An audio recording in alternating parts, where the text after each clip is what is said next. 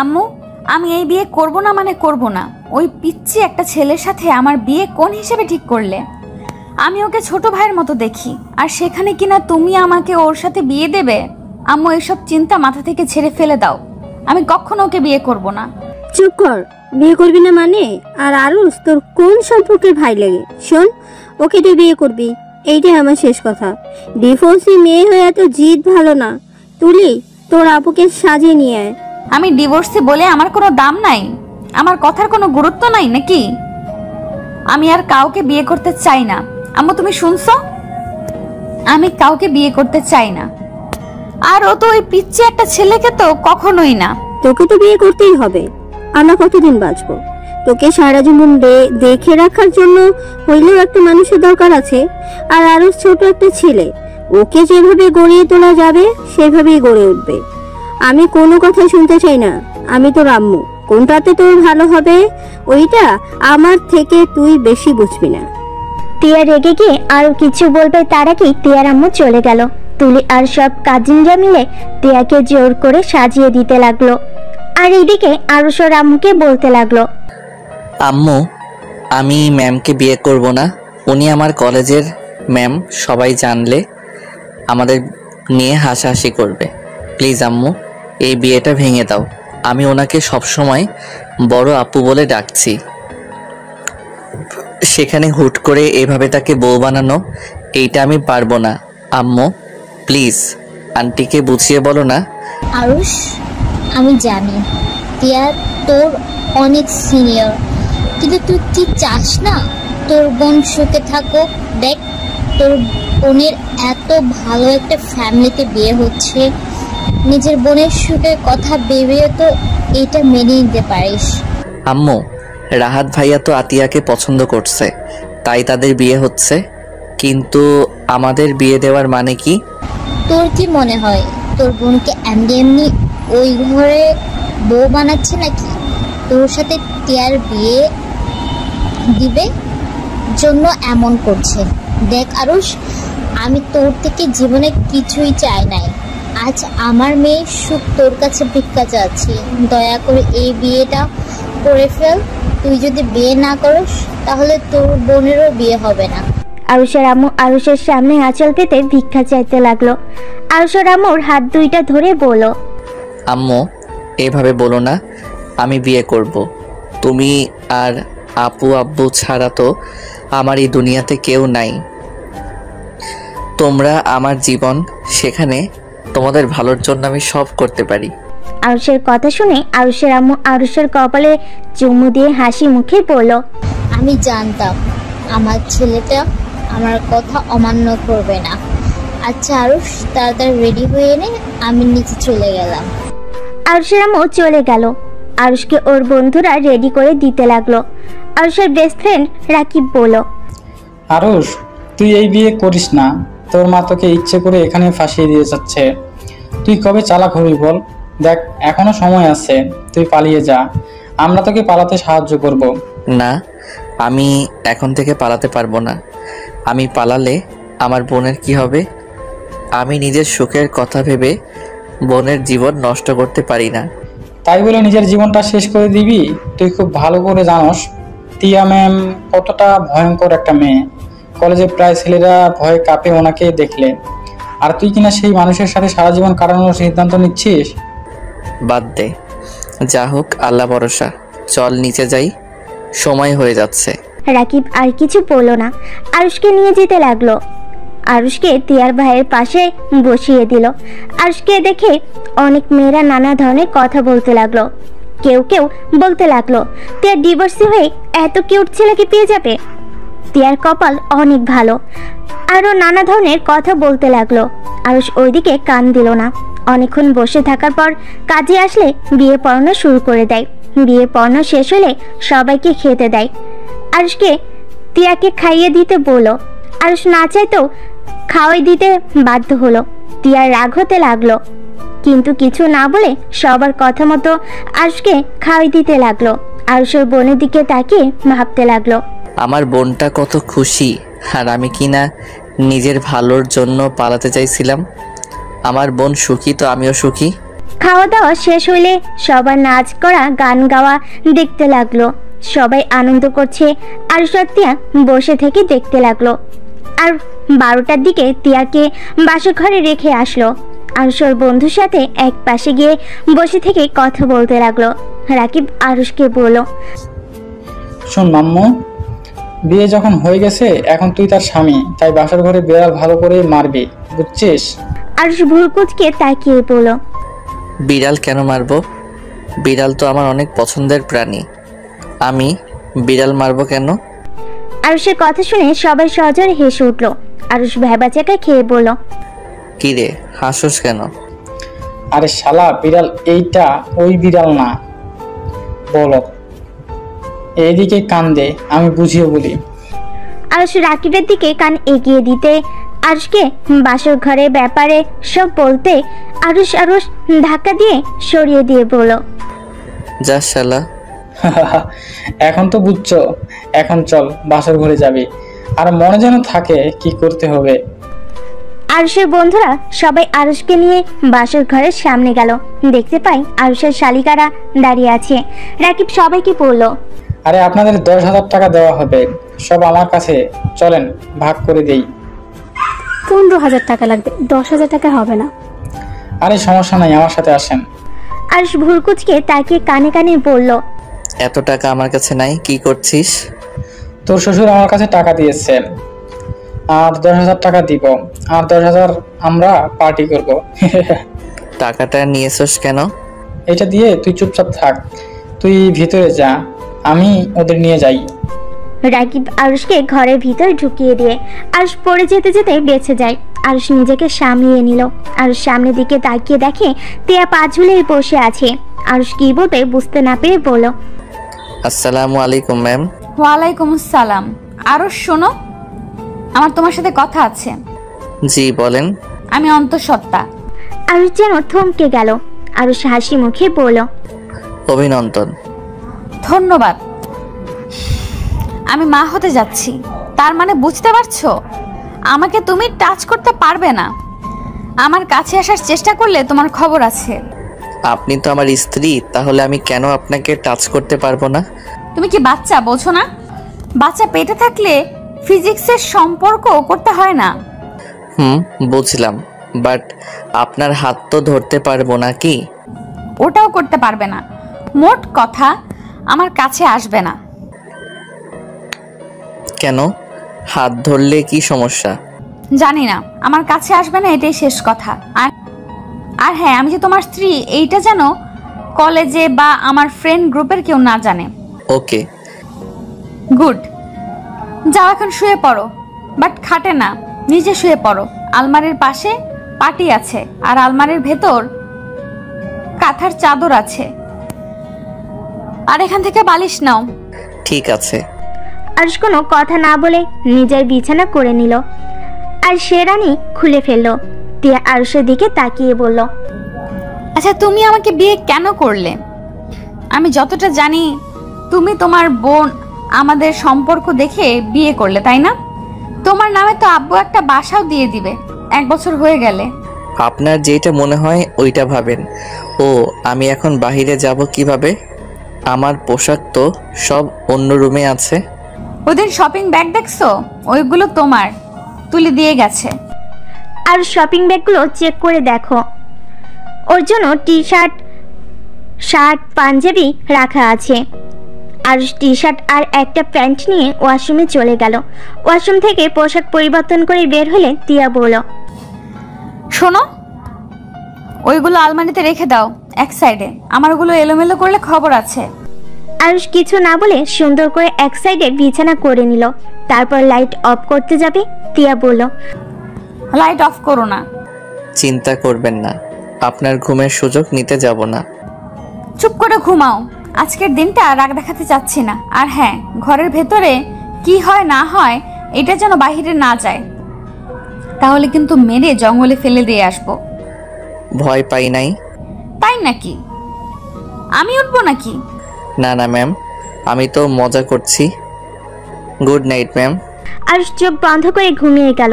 তিয়া আরুষের ঘুমন্ত চেহারার দিকে তাকিয়ে ভাবতে লাগলো, এইটুকু একটা ছেলের সাথে আমার বিয়ে কিভাবে দিতে পারলো? আম্মু আব্বু মাথা কি নষ্ট হয়ে গেছে নাকি? আর ওর আম্মুই বা কেমন, কোন হিসাবে আমার সাথে ওকে বিয়ে দিল? আর ওই বা কেমন যে আমার মতো ডিভোর্সি মেয়েকে বিয়ে করলো? এটা নিশ্চয়ই টাকার খেলা। টাকার লোভ এত যে ডিভোর্সি মেয়েকে বিয়ে করতে বাধ্য না। যত সব ফালতু ফ্যামিলি। মেজাজটাই এত গরম হচ্ছে না। টিয়া আরুষের থেকে চোখ সরিয়ে নিয়ে ঘুরে শুয়ে পড়ল। সকালে ঘুম ভাঙতেই আরুষ দেখে টিয়া বিছানায় নাই। দরজার দিকে তাকিয়ে দেখে দরজা ভিতর থেকে লক করা।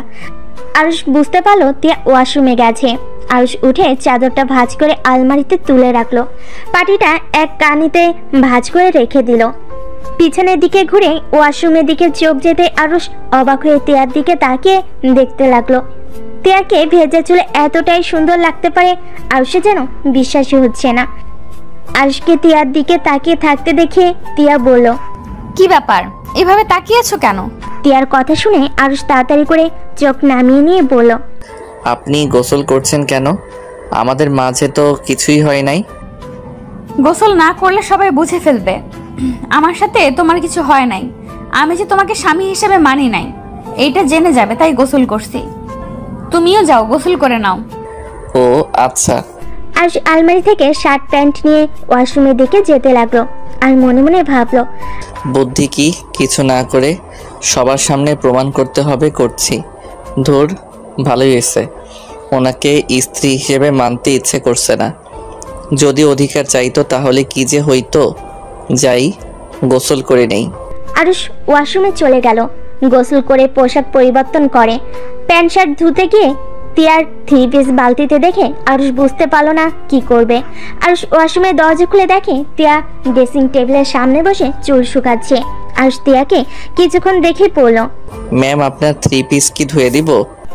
টিয়া আরুষের দিকে ভুরু কুঁচকে তাকিয়ে বলল, না, তোমার শার্ট প্যান্ট রেখে দাও, রহমান ধুয়ে দিবে, তোমাকে কষ্ট করতে হবে না। দরকার নাই, আমি করে দিচ্ছি। আমি বলছি না রেখে দিতে, তোমাকে এসব করতে হবে না। আমার বউয়েরটা একটা ছেলে মানুষ ধুয়ে দিবে, এটা কেমন দেখায়? যদি রুনা আন্টি করতো তাহলে এক ব্যাপার ছিল। আরুষের কথা শুনে টিয়া কিছু অবাক হয়ে বলল, কি বলে? তোমার বউ দেখো আরুষ, তুমি আমাকে বউ বলবে না। আমি তোমাকে। টিয়া আর কিছু বলতে যাবে তখনই দরজা নক করার শব্দ হলো। জোরে জোরে দরজা নক করাতে টিয়া বিরক্ত হয়ে দরজা খুলতে চলে গেল। আরুষের কিছুটা খারাপ লাগলো, কিন্তু কিছু না বলে ওয়াশরুমে গিয়ে 3 পিস শার্ট প্যান্ট ধুতে লাগলো। তুলি দরজা থেকে বলল, কি ব্যাপার, ওয়াশরুম থেকে এত শব্দ হচ্ছে কেন? ধুলাবাই কি করে? জানি না।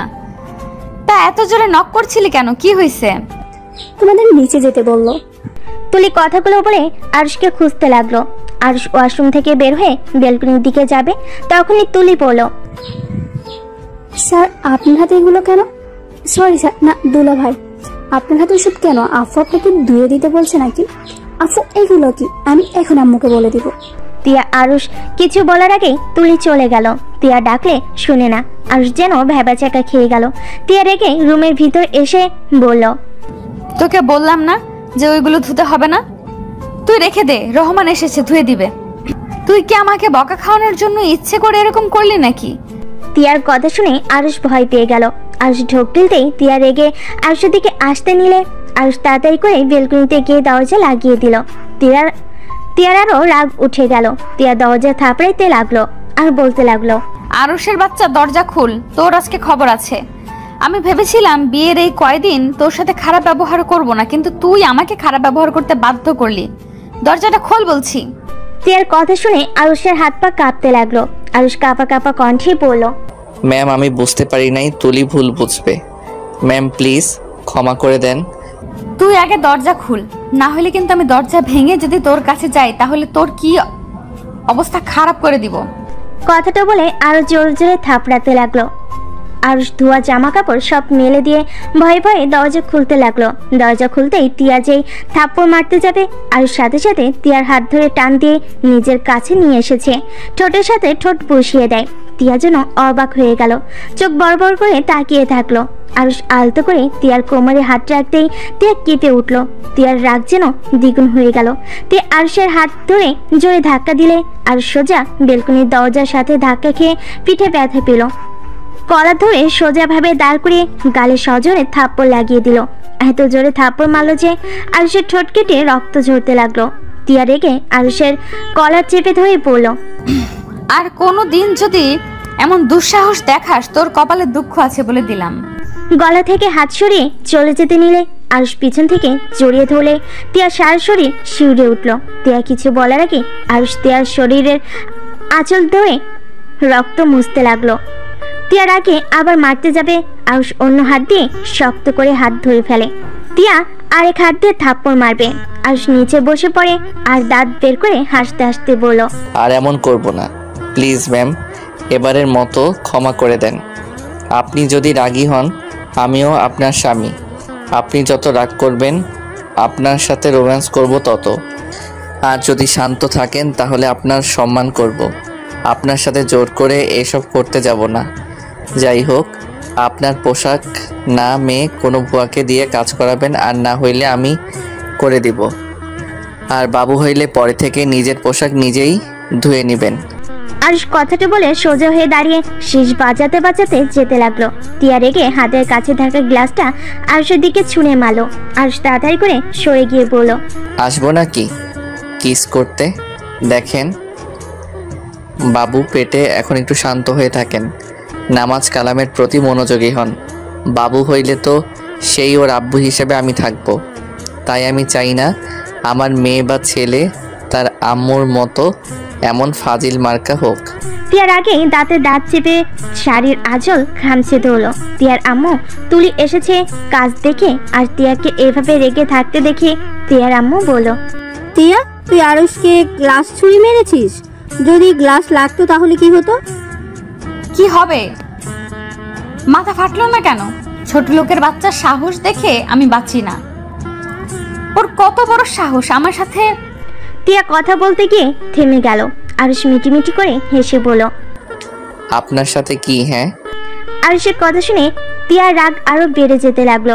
তিয়ার আগে আরো কিছু দিয়ে ছুঁড়ে মারতে যাবে, সাথে সাথেই তিয়ার আম্মু তুলি ধরে ফেলে। তিয়ার আম্মু, তিয়া, বেশি হয়ে যাচ্ছে কিন্তু। আম্মু, এই ছোট লোকের বাচ্চাকে এখান থেকে যেতে বলো, না হইলে আমি ওকে খুন করে ফেলবো। দুলাভাই, আপনি প্লিজ যান, আপুকে আরো রাগিয়ে দিয়েন না। তোমরা যাও, আমি দেখতে চাই ম্যাম কত রাগ করতে পারে। দেখলে আম্মু, ওই ছোট লোকের বাচ্চার সাহস কত বড়, ওই আমার রাগ তুলতে চাচ্ছে। আম্মু ছাড়ো আমাকে, ওকে আমার রাগটা খায়। না বাবা থাক, আমি যাইগা। বড়লোক বাবার বড়লোক মেয়ের রাগ দেখতে আমার এখন ইচ্ছে করছে না। আরুষ কথাটা বলে শীষ বাজাতে বাজাতে চলে গেল। তিয়ার আম্মু তিয়াকে বলল, তিয়া, তুই কি আরুষকে স্বামী হিসেবে মেনে নাস নেই? তিয়া ওর আম্মুর কথা শুনে রাগ এক নিমিষে শেষ হয়ে গেল। তিয়া বুঝতে পারছে না কি বলবে। তুলি বলল, আমার মনে হয় না আপু দুলাভাইকে মেনে নিয়েছে। আপুর শয়তানটার জন্য দুলাভাইকে কেন দূরে সরিয়ে দিচ্ছিস? যে তোকে ভালোবাসে না সেই মানুষটার জন্য কেন এভাবে নিজের জীবনটা নষ্ট করছিস? তোরা যা তো, মাথা নষ্ট করিস না, আমার আর কাউকে সহ্য হচ্ছে না। প্লিজ যা আম্মুকে নিয়ে। তিয়া, আমি তোর মা, আমি নিশ্চয়ই চাইবো না আমার মেয়ে অশান্তিতে থাক। আমি সবসময় চাইবো আমার মেয়েরা ভালো থাকুক, সুখে থাকুক। দেখ, একবার নিজের পছন্দে বিয়ে করেছিলি, আমাদের না বলে পালিয়ে গেছিলি। এবার আমরা যখন তোর বিয়েটাই দিয়েছি তখন আমাদের উপরে ভরসা রাখ। আরুষ অনেক ভালো একটা ছেলে, ওকে নিজের মতো গড়ে তোলা যাবে।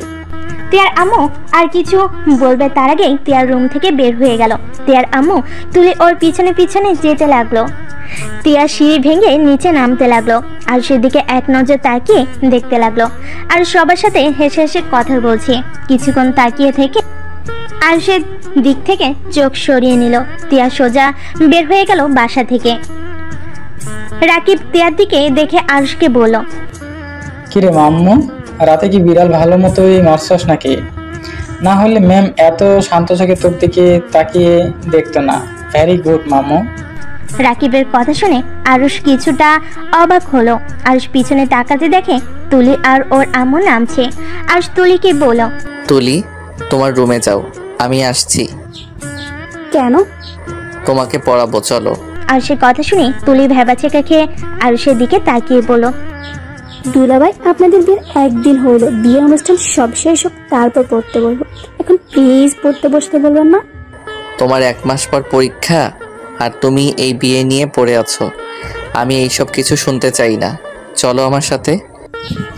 আম্মু, দুলাভাইকে বোঝাও না।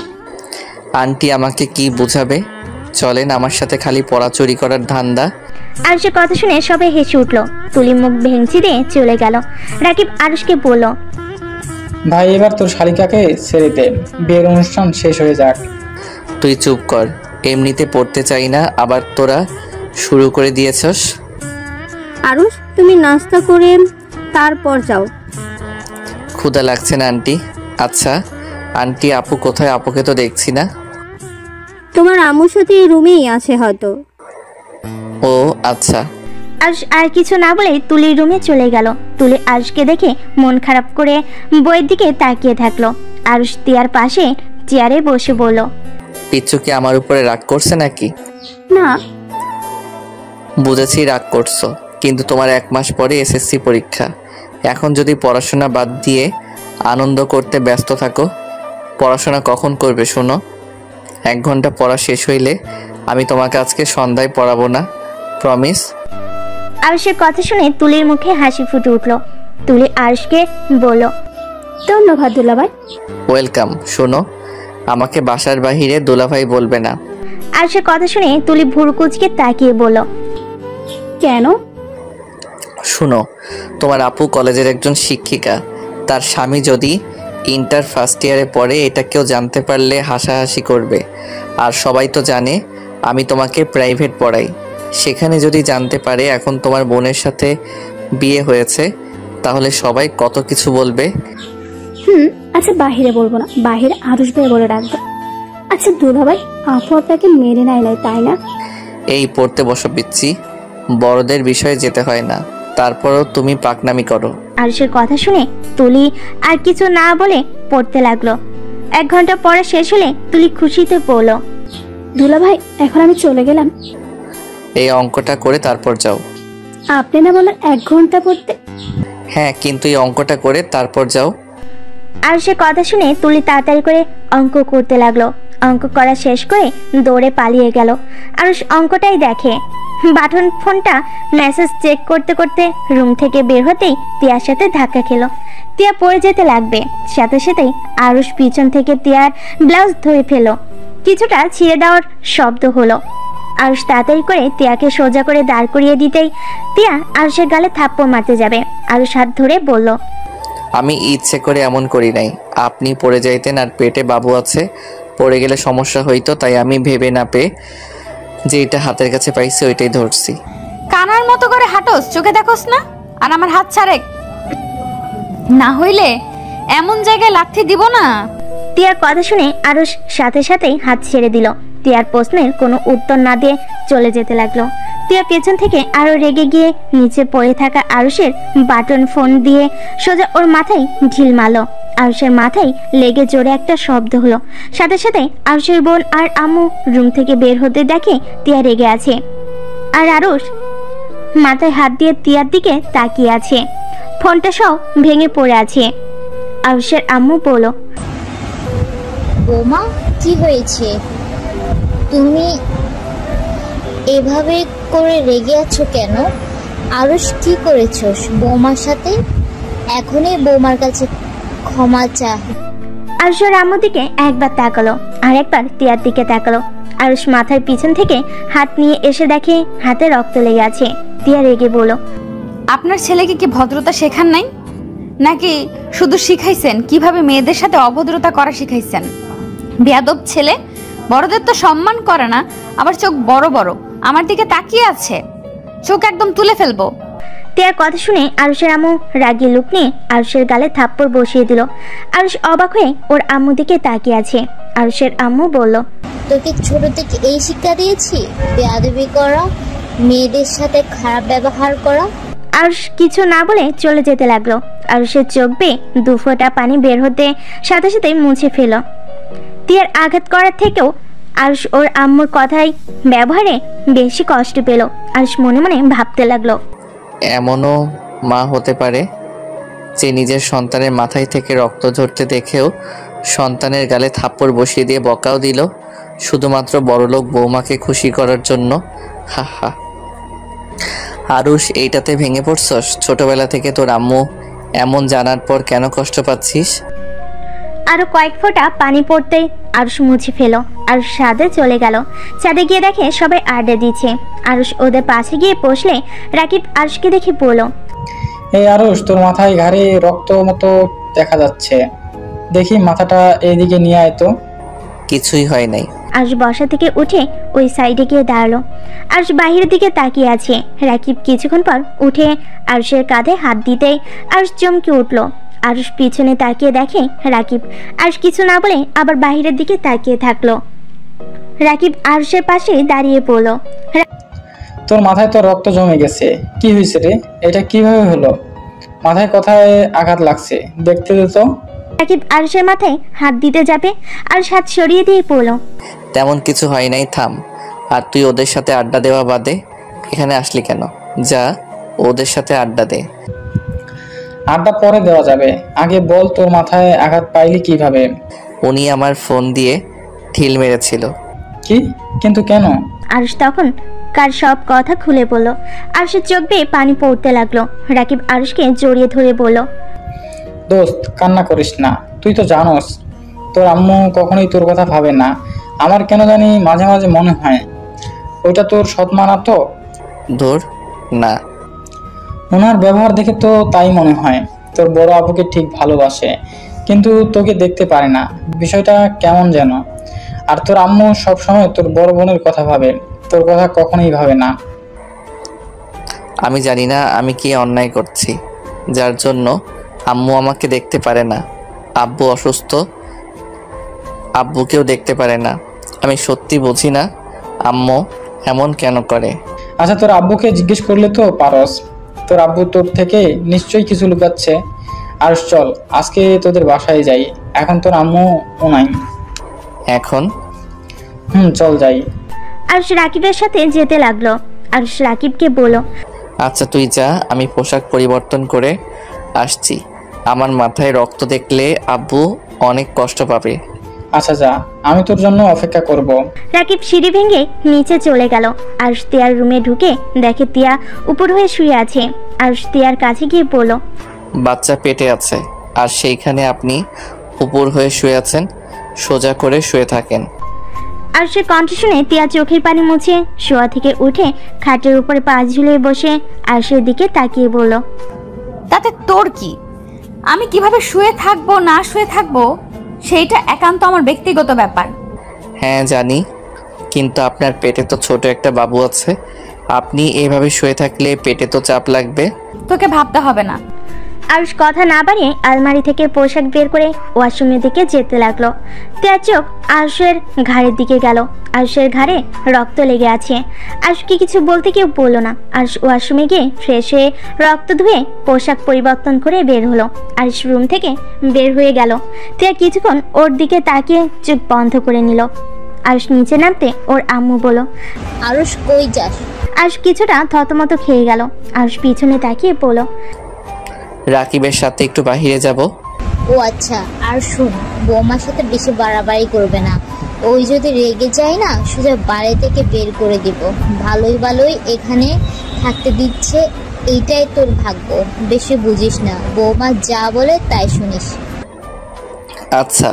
আরুষ কথাটা বলে নিচে নেমে চলে গেল। রাকিবের সাথে বের হয়ে গেল বাইক নিয়ে। রাকিব বাইক চালাচ্ছে, আরুষ পিছনে বসে আছে। রাকিব আরুষকে বলল, আরুষ, বলো।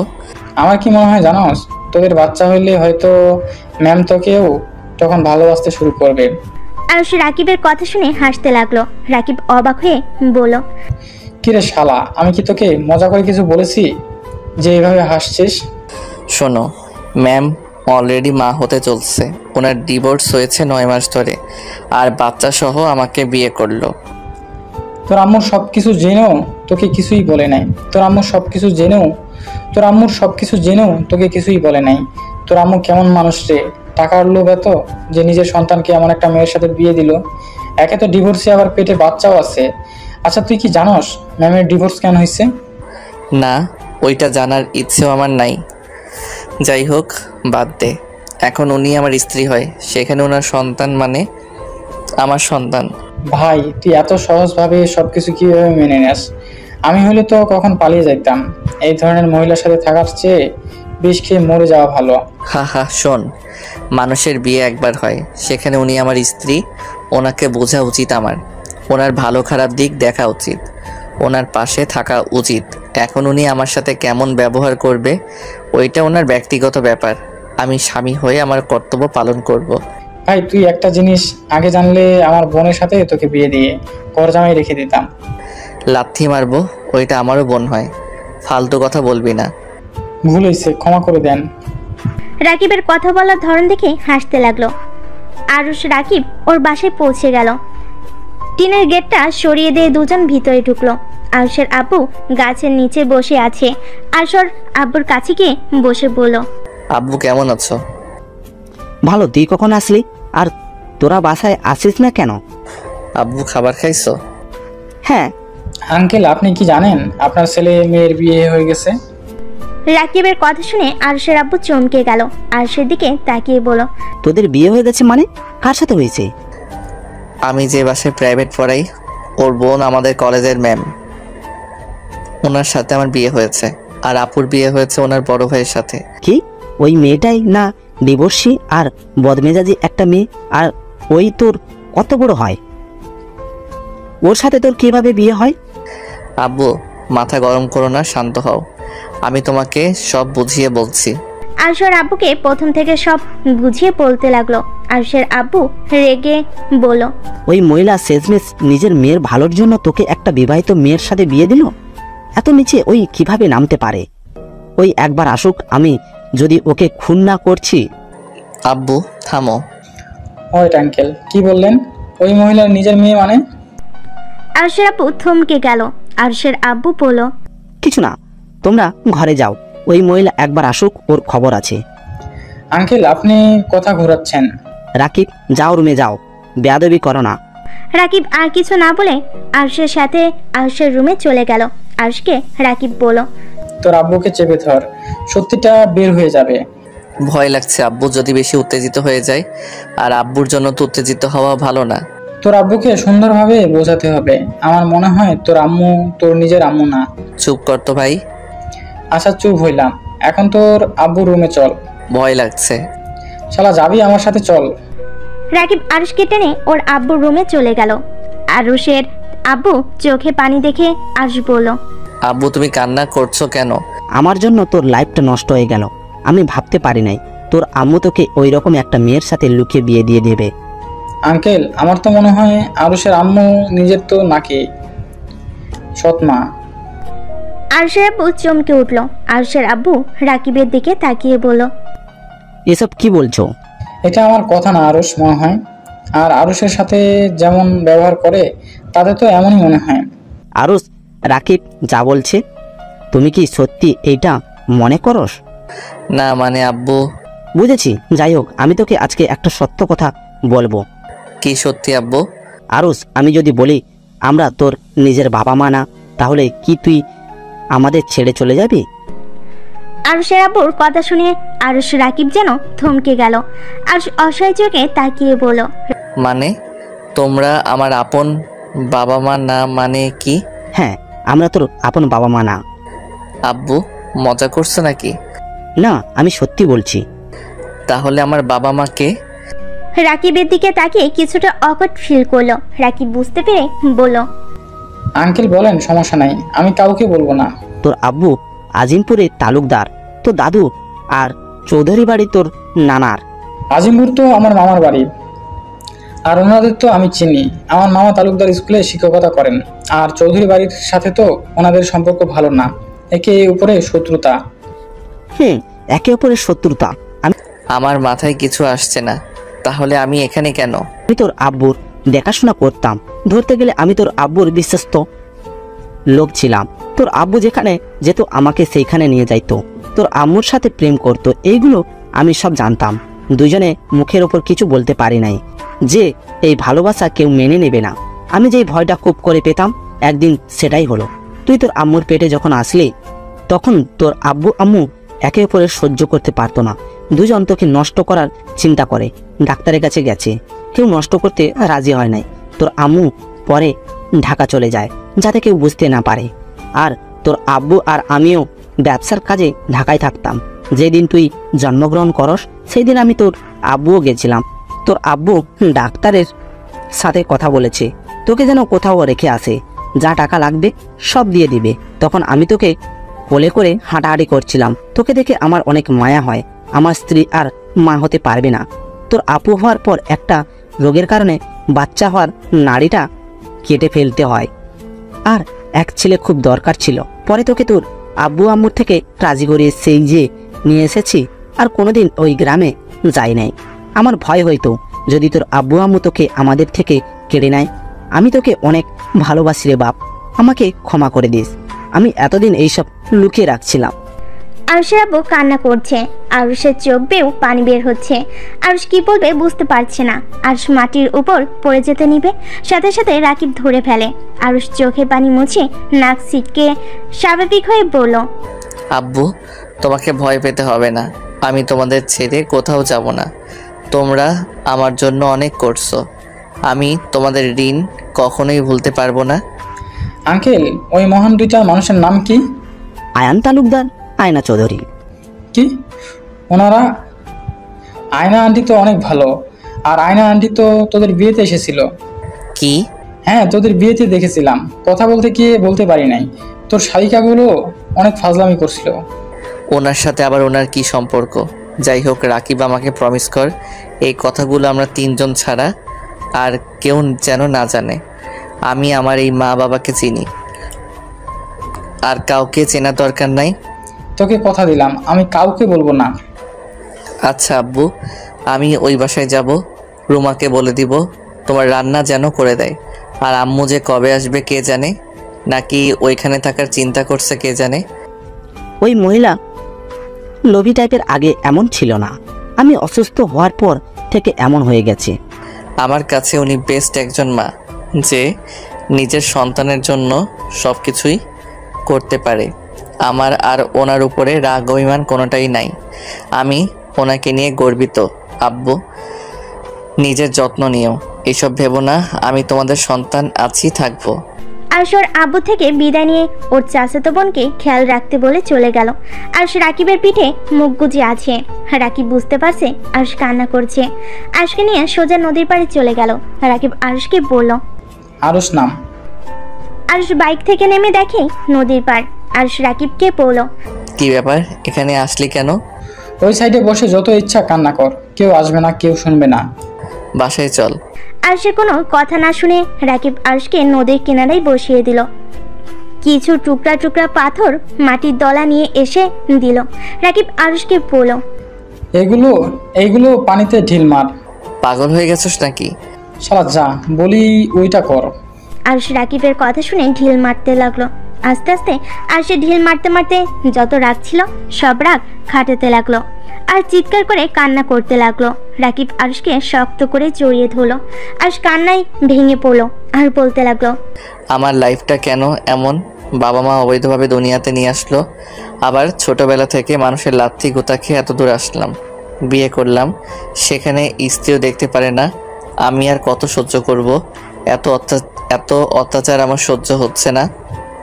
মানুষের মুখের পাতলা চামড়ায় কথাগুলো আমার যে সহ্য হয় না। আমি কি কোনোদিন ভালো থাকার মতো স্থান পাবো না? আমি মানুষকে অবহেলা পাওয়ার জন্য জন্ম নিয়েছি? আমার কি শুধু কষ্ট পাওয়ার জন্য এই দুনিয়াতে আল্লাহ পাঠিয়েছে? আমি যা নিতে পারছি না। আরুষ কথাগুলো শেষ করে রাকিবের বুকে ঢলে পড়লো। আরুষ পড়ে যেতে নিবে, সাথে সাথে রাকিব শক্ত করে ধরে ডাকতে লাগলো, আরুষ, এই আরুষ কি হলো তোর? রাকিব আরুষের নাকের কাছে আঙ্গুল দিয়ে বুঝতে পারলো আরুষ জ্ঞান হারিয়ে ফেলেছে। আরুষকে ধরে বাইকের সাথে ঠেকিয়ে নদী থেকে পানি নিয়ে আসতে গিয়ে ব্যর্থ হলো। রাকিব উপায় না পেয়ে ওর এক বন্ধুকে কল দিয়ে আসতে বলল। আরুষের কাছে বসে আরুষকে ডাকতে লাগলো। আরুষের কোনো সারা শব্দ না পেয়ে বেশ কিছুক্ষণ পর আরুষের আরেকটা বন্ধু আসলো। আরুষকে দেখে চমকে গেল।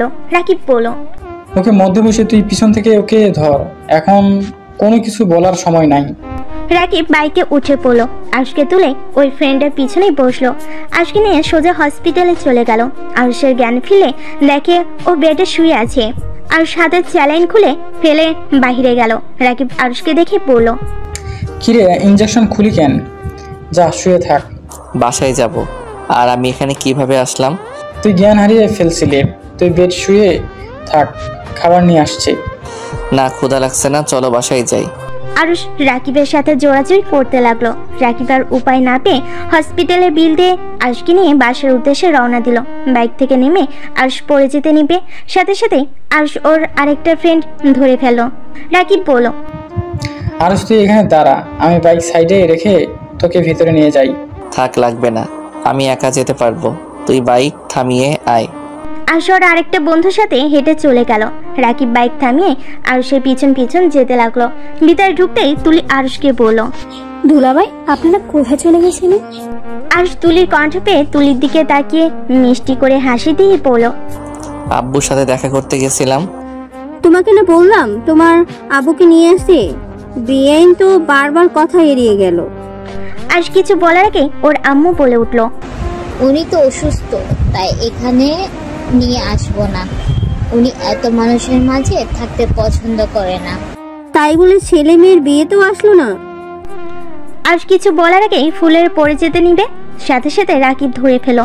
সবাই আরুষের কাছে আসলে রাকিব আরুষকে কোলে তুলে নিল। আরুষের ওই বন্ধুটা বলে, আরুষ বারবার জ্ঞান হারিয়ে ফেলেছে কেন, কি হয়েছে? আরুষের বন্ধুর কথা শুনে তিয়ার আম্মু বলল, বারবার জ্ঞান হারিয়ে ফেলছে মানে? আন্টি, ওর শরীরটা দুর্বল, সারাদিন খাই নাই, তার কারণে এমন হচ্ছে। আমি ওকে রুমে রেখে আসছি। আরুষকে কোলে নিয়ে রাকিব হাঁটতে লাগলো। সিঁড়ি ভেঙে উপরে যাওয়ার সময় আরুষের বন্ধুরা ধরে তুলতে লাগলো। আরুষকে ধরে রুমের সামনে গিয়ে দরজার নক করলে তিয়া দরজা খুলে দেখে আরুষ চোখ বন্ধ করে রাকিবের কাঁধে মাথা দিয়ে দাঁড়িয়ে আছে। তিয়াকে কিছু বলার সুযোগ না দিয়ে রাকিব আরুষকে খাটে শুয়ে দিল। তুলি খাবার নিয়ে আসলে রাকিবের হাতে নিয়ে আরুষকে খাইয়ে দিতে লাগলো। আরুষ কয়েক লোকমা মুখে দিয়ে রাকিবকে বলল, আর খাবো? চুপ কর, পুরাটা খেয়ে নে। ওর কি হয়েছে রে তুলি? দুলাভাই নাকি জ্ঞান হারিয়ে ফেলছিল, হসপিটালে ছিল। ওই ভাইয়া বলল, সেখান থেকে দুলাভাই জোর করে বাসায় আসে। আমাদের সাথে কথা বলতে বলতে আবার মাথা ঘুরে পড়ে যেতে নেই। ও আচ্ছা। তিয়া আর কিছু বললো না। আর সেদিকে কিছুক্ষণ তাকিয়ে থেকে বাহিরে গিয়ে ডাক্তারকে কল দিল। রাকিব আরুষকে জোর করে খাওয়াই দিল। আরুষকে শুয়ে দিয়ে সবাইকে বলল, সবাই চলো, ওকে রেস্ট করতে দাও। রাকিবের সাথে সবাই চলে গেল। তিয়া রুমের ভিতরে ঢুকে দেখে আরুষ একদম খাটের সাথে যেন মিশে গেছে। তিয়া আরুষের মাথার পাশে বসে মাথায় হাত বুলিয়ে দিতে লাগলো। আরুষ রাকিবকে ভেবে বলল, রাকিব তুই যা, আমার জন্য অনেক করছস, এবার ফ্রেশ হয়ে তুই রেস্ট নে। আরুষ কথাটা বলে বাম দিকে ঘুরে শুয়ে পড়ল। তিয়া হাত সরিয়ে নিয়ে কিছুটা দূরে গিয়ে দাঁড়ালো। বেশ কিছুক্ষণ পর বাসায় ডাক্তার দেখে সবাই অবাক হয়ে গেল। ডাক্তার এসে বলল, তিয়া ম্যামের রুমটা কোন দিকে? তুলি তিয়ার রুমে নিয়ে গেল। রুমে ঢুকতেই তিয়া বলল, ডাক্তার দেখুন তো, বারবার জ্ঞান হারিয়ে ফেলছেন কেন? ডাক্তার আরুষের হাত ধরতেই আরুষ চোখ খুলে ডাক্তারকে দেখেই বলল, আরে কে আপনি? উনি ডাক্তার, চুপচাপ শুয়ে থাকুন। আরুষকে কিছুক্ষণ দেখে বলল, টেনশনের ফলে এমন, আর শরীরে ভিটামিনের অভাব আছে। পুষ্টিকর খাবার আর ভিটামিন ওষুধ নিয়ে এসে খাওয়ালে ঠিক হয়ে যাবে। আর বেশি টেনশন না করেন যেন। ডাক্তার কথাগুলো বলে তিয়াকে ভিটামিনের ওষুধের নাম লিখে দিয়ে চলে গেল। আর কি কি খাওয়া লাগবে সব লিস্ট করে দিল। তিয়া ডাক্তারকে এগিয়ে দিয়ে রহিমকে লিস্ট দিয়ে সব নিয়ে আসতে পাঠিয়ে দিল। তিয়ার রুমে এসেছে দেখে আরুষ উপর হয়ে শুয়ে আছে। আরুষকে বলল, ঠিক মতো নিজের যত্ন নিতে পারো না নাকি? আর এত কিসের টেনশন করো? আমাকে বিয়ে করা নিয়ে চিন্তায় আছো নাকি? মানুষ বলে কথা, হাজার চিন্তা মাথায় থাকবেই। আর আপনাকে নিয়ে চিন্তা করতে যাব কেন? অসুস্থ, তাও আবার তেজ অনেক। যাও ঘুমাও। তিয়া আরুষের ডান পাশে বসে কাজ করতে লাগলো ল্যাপটপে। আর আরুষের দিকে কিছুক্ষণ তাকিয়ে দেখতে লাগলো। আরুষের চোখ বেয়ে টপ টপ করে পানি পড়ছে। তিয়া আরুষের চোখে পানি দেখে বলল, কান্না করছো কেন? দুঃখিত, আমি তোমার সাথে বেশি খারাপ ব্যবহার করে ফেলেছি। আমার মাথা গরম থাকলে আমি কি করি আমি নিজেও জানি না। আমার সাথে বেশি ঝামেলা করবে না, তাহলে তো আমি তোমার সাথে এমন ব্যবহার করতাম না। আমি আপনার কথাতে কষ্ট পাই নাই, আমার কপালটাই খারাপ। সেখানে কারো থেকে ভালো ব্যবহার আশা করা বোকামি। আরুষ কথাটা বলে ওয়াশরুমে চলে গেল। আরুষ ওয়াশরুম থেকে আসতেই দেখতে পাই রাকিব বসে আছে। রাকিব আরুষকে দেখে বলল, আরুষ রেডি হও, বাসায় যাব। কার বাসায়? আমার বাসায়। তোমার বাসায় কেন যাবে? আমি চাই না আমার বন্ধু এখানে থাক, আর এখানে থেকে তিলে তিলে মারা যাক। কি যাতা বলো? তিলে তিলে মারা যাবে মানে? ঠিক বলছি। রাকিব, আমাকে নিয়ে ভাবতে হবে না, আমি ভালোই থাকবো, তুই যা। আর শোন, কলেজে যাস। আমার সাথে চলতো না, আমাকে এখানে বিক্রি করে দিয়েছে, সেইখানে আমি এখন থেকে যেতে পারবো না। তুমি যাও, আর আমাকে নিয়ে চিন্তা করিস না। রাকিব আরুষকে জোর করলে আরুষ গেল না। রাকিব রেগে চলে গেল। আরুষ দরজা লাগিয়ে দিয়ে নিচে বিছানা করে শুয়ে পড়ল। সারা রাত ছটফট করতে করতে এক পর্যায়ে ঘুমিয়ে গেল। সকালে ঘুম ভাঙলেই অজু করে এসে নামাজ পড়তে লাগলো। মনোজাতে আরুষ কান্না করতে লাগলো। তিয়া ঘুম ভেঙে যায়। আরুষকে কান্না করতে দেখে চমকে যায়। আরুষকে মনোজাত শেষ করতে দেখে ঘুমানোর ভান করে শুয়ে থাকলো। আরুষ জায়নামাজ ভাঁজ করে রেখে দিয়ে নিচে চলে গেল। বাইরে গিয়ে হাঁটাহাঁটি করে 8টার দিকে বাসে এসেছে। ওয়াশরুমে গিয়ে ফ্রেশ হয়ে নিল। তারপর ব্যাগ নিয়ে নিচে নামলে তিয়ার আম্মু বলল, আরুষ কোথায় যাও? কলেজে যাব। খাবার খেয়ে বের হও, আর 9টা তো বাজে নাই। এত তাড়াতাড়ি কোথায় যাচ্ছ? খোদা নেই, আব্বুর সাথে দেখা করে কলেজে যাব। তোর আব্বু নিয়ে নতুন বাড়িতে আসছিস? মানে কিসের নতুন বাড়ি? তোর শ্বশুর আমাদের থাকার জন্য একটা বাড়ি দিয়েছে, সেখানে গিয়ে আমরা এখন থেকে থাকবো। আম্মু, এটা একটু বেশি হয়ে যাচ্ছে না? তোমার শ্বশুরমশাই তোমাদের উপরে খুশি হয়ে দিয়েছে, বেশি কিছু কেন হবে? আম্মু, একটা কথা বলি, কিছু মনে করো না। বেশি লোভ করা ভালো না। নিজের যা আছে ওইটা নিয়ে সুখী থাকতে হয়, অন্য জিনিস নিয়ে বাড়াবাড়ি করা ভালো না। তুই কি বলতে চাস? আমি তো শ্বশুর থেকে জোর করে নিয়েছি নাকি? আমি সেইটা বলি নাই। আরুষ, তোর দেখি অনেক সাহস বাড়ছে। আম্মুর মুখের উপরে তর্ক করা শিখে গেছস? আপু, আমি তর্ক করছি না। এত নাটক করার কি আছে? 1 বছর আমার সাথে থাকতে পারলে ওই বাড়ি তোমার নামে পার্মানেন্ট হয়ে যাবে। আমার দরকার নাই আপনার বাড়ি, বুঝতে পারছেন? আরুষের কথা শুনে আরুষের আম্মু রাগ উঠে যায়। আরুষের সামনে এসে ঠাস ঠাস করে থাপ্পড় মেরে দিল। আরুষ গালে হাত দিয়ে কিছুক্ষণ সবার দিকে তাকিয়ে আরুষ যেন কথা না বলে চলে গেল। আর সোজা ওর বাড়িতে চলে গেল। ওর আব্বুর সাথে বসে খাবার খেয়ে কলেজে চলে আসলো। আরুষ ক্লাসে বসে আছে। তখনই রাকিব এসে বলল, আরুষ, কি অবস্থা তোর? ভালো। তোর সাথে কথা আছে, আমার সাথে আয়। আরুষ রাকিবের সাথে যেতে লাগলো। গাছের পিছনে গিয়ে বসলো। আরুষ রাকিবকে বলল, কি কথা বলবি বল। তোর আম্মু আব্বুর পিক পেয়েছে, আর তোর আম্মু তোর শাশুড়ির বান্ধবী হয়। তুই কিভাবে জানলি? আমি তুলির থেকে শুনেছি, জিজ্ঞেস করেছিলাম, তখন তুলি আমাকে বলল, আর পিকও দিয়েছে। ও আচ্ছা। হ্যাঁ, আর তোর আম্মু মনে হয় তোর শ্বশুর বাড়ি কিছুদিন থাকবে। এখন আবার কই গেল উনি? ওনার ফ্যানদের সাথে দেখা করতে ঢাকা গেছে। উনি আসবে ভেবে আমি তোকে আমাদের বাসায় নিয়ে আসতে চাইছিলাম, যাতে তুই ওনাকে দেখে কষ্ট না পাস। ও আচ্ছা, ক্লাসে চল। ওয়েট, আগে পিক দেখে নে। রাকিব পিক দেখালে আরুষ কিছুক্ষণ দেখে রাকিবের সাথে ক্লাসে চলে গেল। আরুষ ক্লাসে মনোযোগ দিতে পারছিল না। তিয়া টিফিনের সময় আরুষকে খুঁজলো, কিন্তু ক্যান্টিনে পেল না। আরুষ ক্লাসরুমে বসে থেকে পড়তে লাগলো। তিয়া আরুষকে ক্লাসরুমে দেখে নিজের ক্যাবিনে চলে গেল। কলেজ ছুটি হলে রাকিব আর আরুষ একসাথে বের হলো। রাকিব আর আরুষ রাস্তা দিয়ে হেঁটে যাচ্ছিল। তিয়া গাড়ির ভিতর থেকে আরুষকে দেখতে লাগলো। ওদের পিছন পিছন কিছু দূর যেতে তিয়া ওদের সামনেই গাড়ি থামিয়ে বলল, আরুষ, গাড়িতে ওঠো। আপনি যান, আমি একাই বাসায় চলে যাব। কি বলছি কানে যায় না? আরুষ যা, আমি বাসায় চলে যাই। আরুষ কিছু না বলে গাড়িতে উঠে বসলো। রাকিব বাইকে স্টার্ট দিয়ে চলে গেল। তে আরুষকে দেখে বলল, কি ব্যাপার, টিফিনে খাবার খাইলে না কেন? ক্ষুধা লাগে নাই। এখানে খাবার আছে, খেয়ে নাও, আম্মু তোমার জন্য পাঠাইছিল। আরুষ কিছু না বলে খাবার খেতে লাগলো।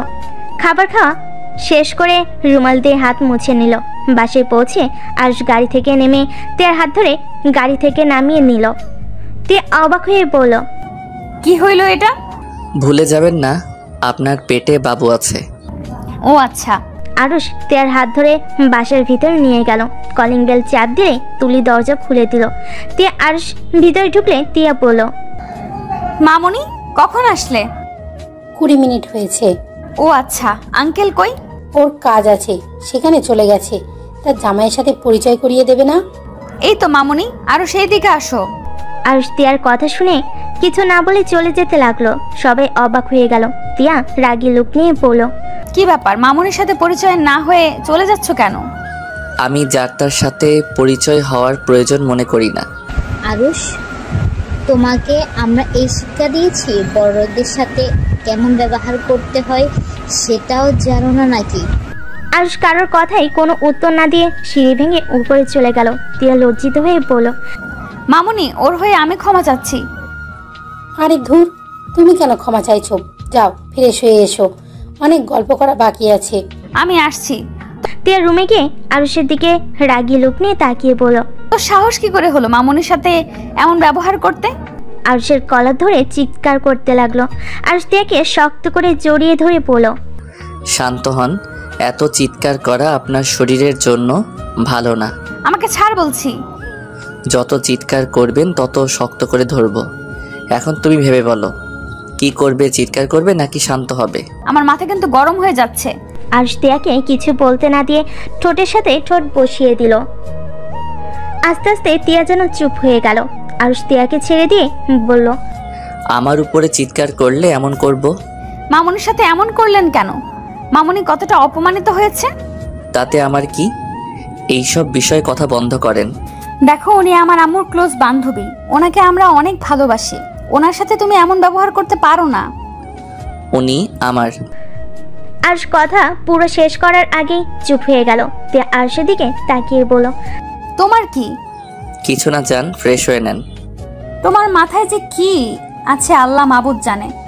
আরুষ কোনো কথা না বলে রুম থেকে বের হয়ে গেল। সিঁড়ি ভেঙে নিচে দেখে আয়না চৌধুরী, তিয়ার আম্মু, আরুষের আম্মু বসে গল্প করছে। আরুষকে দেখে আরুষের আম্মু বলল, আরুষ, কোথাও যাচ্ছিস নাকি? আব্বু কাছে যাব। যেতে হবে না, তোর আব্বুকে নিয়ে আসতে গেছে তোর আপু আর দুলাভাই। আরুষ কথাটা শুনে চমকে গেল। তোতলাতে তোতলাতে বলল, কি আব্বু আসবে মানে? আরুষ কথাটা বলতেই কলিং বেল বেজে উঠল। আরুষ বুকের ভিতরে ঢুক করে উঠল। তুলি দরজা খুলতে যাবে, আরুষ তখনই বলল, তুলি দাঁড়াও, আমি দরজা খুলে দিচ্ছি। আরুষ ভয়ে ভয়ে দরজার দিকে এগিয়ে যেতে লাগলো। আরুষ দরজা খুলে দিতেই আরুষ দীর্ঘ নিঃশ্বাস ছেড়ে বলল, আসসালামু আলাইকুম। ওয়ালাইকুম সালাম। আর জামাইবাবু যে কেমন আছো? আলহামদুলিল্লাহ ভালো। ভিতরে আছেন? আরুষ দরজাটা লাগিয়ে দিয়ে আয়ন তালুকদারের ভিতরে নিয়ে আসলো।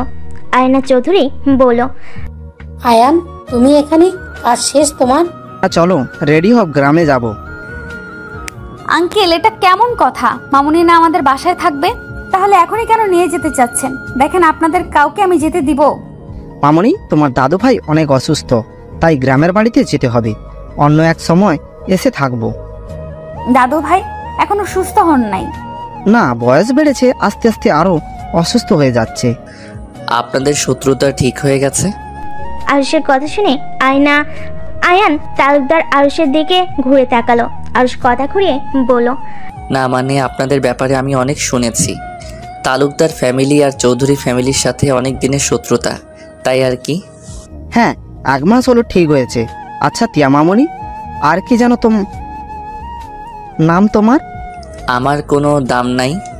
আরুষের কথা শুনে সবাই ভুরুকুচকে আরুষের দিকে তাকালো। তিয়া কিছু বলতে যাবে, তখনই আরুষের আব্বু তিয়ার ভাইয়া ভিতরে প্রবেশ করে। আয়না চৌধুরী আরুষের আব্বুকে দেখে চমকে গিয়ে বলে ওঠে। আরুষের আব্বু আয়ন তালুকদার আর আয়না চৌধুরীকে দেখে চমকে গেল। আরুষ ওর আব্বুকে বলল, আব্বু চলো আমার সাথে। আব্বু, তুমি যা ভাবছো তেমন কিছুই হয় নাই। আমাকে আর কিছু বোঝাতে হবে না, চলে যা তুই, আমি তোকে ধরে রাখবো না। মজিদ, তুই এখানে? হ্যাঁ, আমি এখানে। নিয়ে যান স্যার। কি নিয়ে যাব? সরি স্যার, আব্বুর মাথাটা গেছে। আব্বু আমার সাথে আসো। আরুষ ওর আব্বুকে টেনে নিয়ে আসতে লাগলো। আয়ন তালুকদার আরুষকে বলল, মজিদ, আমার সন্তান কোথায়? মারা গেছে। মানে? মানে সহজ, আপনার অবৈধ সন্তান মারা গেছে। স্যার, আপনি জানেন না আপনার সন্তানকে? আমি কিভাবে জানবো? তুই তো আমার সন্তানকে নিয়ে চলে এসেছিস। মজিদ ভাই, আমার সন্তান কোথায়? প্লিজ আমার সন্তানকে ফিরিয়ে দেন। আপনাকে আমি অনেক খুঁজেছি, আমরা আপনাকে কোথাও খুঁজে পাইনি। প্লিজ মজিদ ভাই, আমার সন্তানকে ফিরিয়ে দেন। আপনার সন্তানকে আমি ফিরিয়ে দিব, কিন্তু তার জন্য আমাকে টাকা দিতে হবে। যত টাকা লাগে আমরা আপনাকে দিব। আমার সন্তানকে প্লিজ ফিরিয়ে দেন। টাকা দিতে হবে না, ওই যে এই ছেলেটাই আপনাদের সন্তান। আরুষের আব্বুর কথা শুনে সবাই অবাক হয়ে আরুষের দিকে তাকালো। আয়ান তালুকদার আরুষকে জড়িয়ে ধরতে যাবে, আরুষ ধাক্কা দিয়ে সরিয়ে দিয়ে বলল, খবরদার আমাকে টাচ করবেন না। আরুষ কথাটা বলে জোরে জোরে চিৎকার করতে লাগলো। তিয়া আরুষকে এভাবে চিৎকার করতে দেখে আরুষকে ধাক্কা দিতে দিতে বলল, আরুষ, এই আরুষ, কি হয়েছে? আরুষ তিয়ার কণ্ঠ পেয়ে চোখ খুলে দেখে আরুষ রুমে শুয়ে আছে। আরুষের বুঝতে বাকি রইল না এতক্ষণ ধরে আরুষ স্বপ্ন দেখছিল। আরুষ টি টেবিল থেকে এক গ্লাস পানি ঢেলে ঢকঢক করে খেয়ে ফেললো। তিয়া আরুষকে দেখে বলল, কি হয়েছে? খারাপ স্বপ্ন দেখছো নাকি? হয়তো। কত বাজে? সন্ধ্যা হয়ে গেছে, যাও ফ্রেশ হয়ে নাও। আমি ঘুমাইছি কখন? কলেজ থেকে এসেছে তো ঘুমিয়ে গেলে। এই, তোমার মাথায় কি সমস্যা দেখাচ্ছে নাকি? কেন? তখন মামুনের সাথে বেয়াদবি করলে, আবার এখন বলছো কখন ঘুমাইছো জানো না। আরুষ তিয়ার কোনো কথার উত্তর না দিয়ে ওয়াশরুমে চলে গেল। ফ্রেশ হয়ে নিচে নেমে গেল। নিচে গিয়ে তুলিকে বলল, তুলি, তোমার পড়া নাই নাকি? ভাইয়া আজকে পড়বো না, মামনি এসেছে, মামনির সাথে আড্ডা দেব। ভাইয়া আপনিও আসেন আমাদের সাথে আড্ডা দিতে। আরুষকে ছাড়ো, ওই এখন এক পা উঠবে না। আয়না আসলে ওদের দুই বোনের কোনোদিন খেয়াল রাখে না। তুমি ওদের সাথে আড্ডা দাও, তোমারও ভালো লাগবে। আরুষ, আসো এখানে বসো। তোমার সম্পর্কে তো কিছুই জানতাম না। আরুষ না চাইতেও আয়না চৌধুরীর সামনে গিয়ে বসলো। আয়না চৌধুরী গল্প করতে লাগলো। আরুষ আর চোখে মাঝে মাঝে আয়না চৌধুরীকে দেখতে লাগলো। তিয়া এসেছে, ওদের সাথে আড্ডায় যোগ দিল। মাঝে মাঝে ওদের কথা শুনে আরুষের হাসি পেতে লাগলো। আরুষ কথা কথাই বলে উঠলো, তুলি, তুমি তো খুব তাড়াতাড়ি খালামণি হতে যাচ্ছ, তুমি কি খুশি না? আরুষের কথা শুনে সবাই অবাক হয়ে গেল। তিয়া বেশম খেলো। তুলি বলল, খালামণি হতে যাচ্ছি মানে? কেন? তোমার আপুর পেটে তো বাচ্চা, কি ব্যাপার? সবাই এমন অবাক হয়ে তাকিয়ে আছেন কেন? ওর পেটে কিভাবে বাচ্চা আছে? তিয়া এইগুলো আরুষ কি বলে? মানে আম্মু। তিয়া কথাটা বলে দাঁত চেপে হাসতে লাগলো। তিয়ার আম্মু বুঝতে আর বাকি রইল না আজকে মিথ্যা বলেছে। আয়না চৌধুরী অবাক হয়ে বলল, সত্যি তিয়া মা হতে যাচ্ছে? আরে না, এই মেয়েটা এখনো ফাজলামিই যায় না। আরুষকে মিথ্যা বলছে। কি? আমাকে মিথ্যা বলার মানে কি? আমার মজা লাগছে তাই মিথ্যা বলছি। ও, বুঝতে পারছি। কি বুঝলে? অনেক কিছুই। আচ্ছা, আপনারা কথা বলেন, আমি রুমে যাচ্ছি, আমার পড়া আছে। আরুষ রুমে চলে গেল। বিছানায় পা ঝুলিয়ে ভাবতে লাগলো। আমি টাচ করব জন্য পেটে সন্তান আছে, মিথ্যা কথা বলল। স্বামীকে যদি এত ভালোবেসে থাকে তাহলে ডিভোর্স কেন দিল? অদ্ভুত একটা মহিলা। আরুষ কথাগুলো ভাবছিল, হঠাৎ করে তিয়ার রুমে আসলো। আরুষ বলে উঠল, আচ্ছা, আপনি আপনার স্বামীকে যদি এত ভালোবেসে থাকেন তাহলে তাকে ডিভোর্স দিলেন কেন? আমি কাউকে ভালোবাসি না। তাহলে মিথ্যা অভিনয় করলেন কেন? আমার ইচ্ছে হয়েছে তাই। আমি কি আপনার অতীত সম্পর্ক জানার কোনো অধিকার নাই? জেনে কি করবে? আমার জানার দরকার। আমার মনে হয় না তোমার জানার দরকার আছে। অবশ্যই দরকার আছে। স্বামীকে এত ভালোবাসেন, আবার তাকে ডিভোর্স দিলেন, আবার আমাকে কাছেও আসতে দিতে চান না, কেউ প্রপোজ করলে মারতে যান। আরুষ তিয়াকে জোরাজোরি করতে লাগলো। তিয়া রেগে গিয়ে চিৎকার করে বলল, আমি ছেলেদের ঘৃণা করি, তাই আমি কোনো ছেলেকে সহ্য করতে পারি না। আর কোনো কথা আছে? ঘৃণা করেন মানে? কেন ছেলেদের ঘৃণা করেন?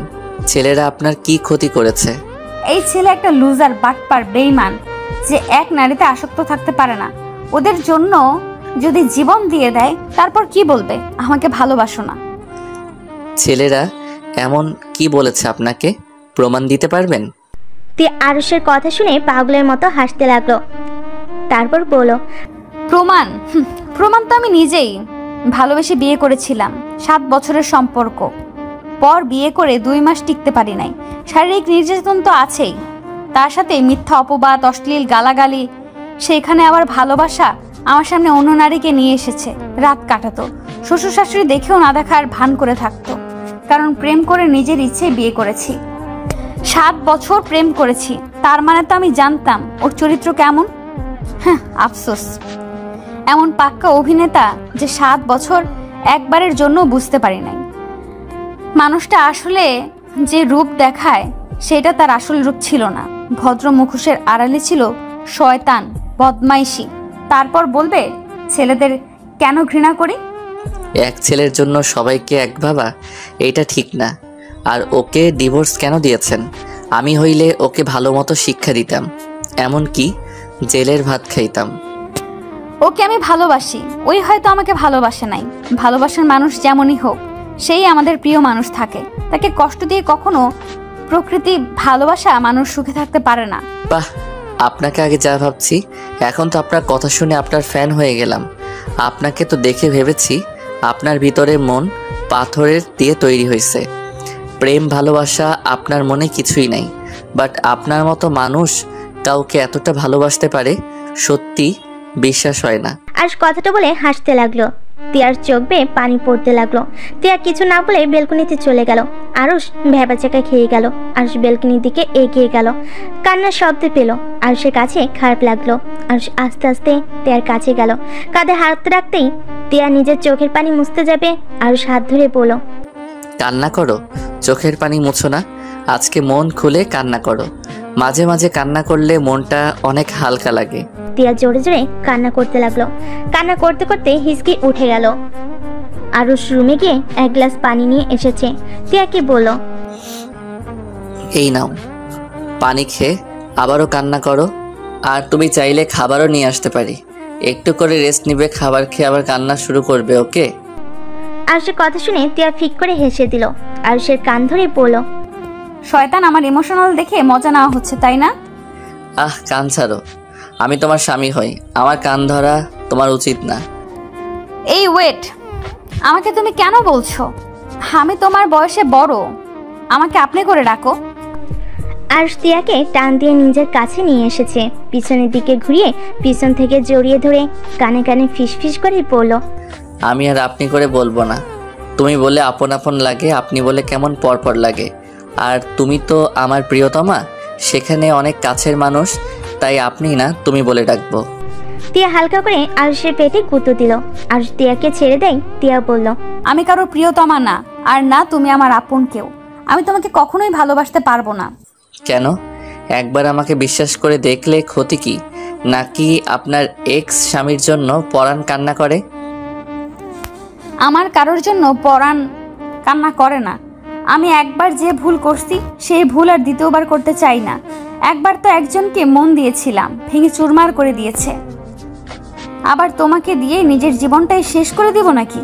আরুষ তিয়াকে সামনের দিকে ঘুরিয়ে আরুষের 2 হাত তিয়ার কাঁধের উপর রেখে মুখটা কাছে নিয়ে বলল, আমার মনের দরকার নাই, আমার এই শরীরটা আর এই শরীরের আত্মাটা লাগবে, যাকে আমি মৃত্যুর আগ পর্যন্ত পাশে পাবো।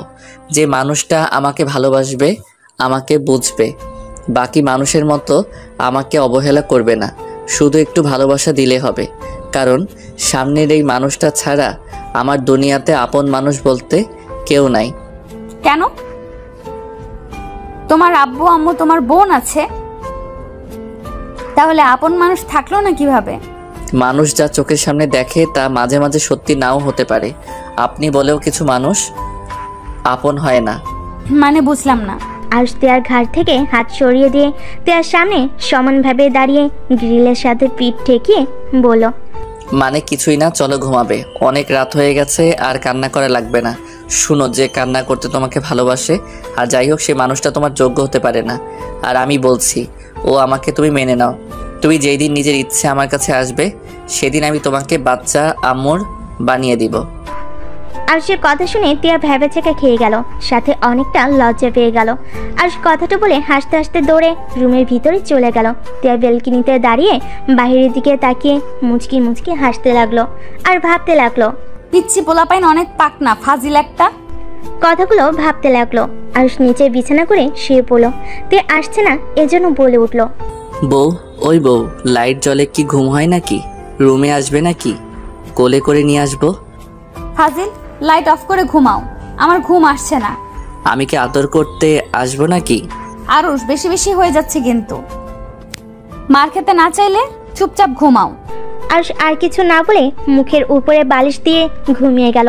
টিয়া রুমে এসেছে, দেখে আরুষ মুখের উপরে বালিশ দিয়ে ঘুমিয়ে আছে। টিয়া আরুষের পানে গিয়ে বালিশটা মাথার নিচে দিয়ে লাইট অফ করে শুয়ে পড়ল।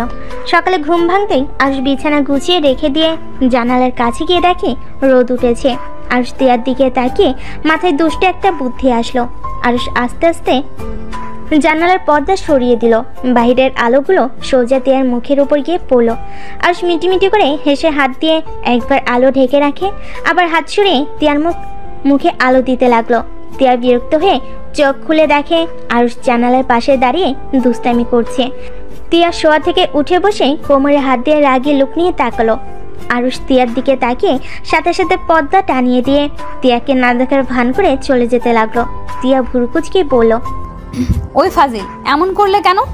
আমি কি করলাম? আমি তো পর্দা লাগিয়ে দিতে গেছিলাম। আমার চোখ কি অন্ধ নাকি? আমি কি দেখি নাই? ও, আপনি অন্ধ? আগে বলবেন না? দেখ, হুদাই এত কষ্ট করলাম।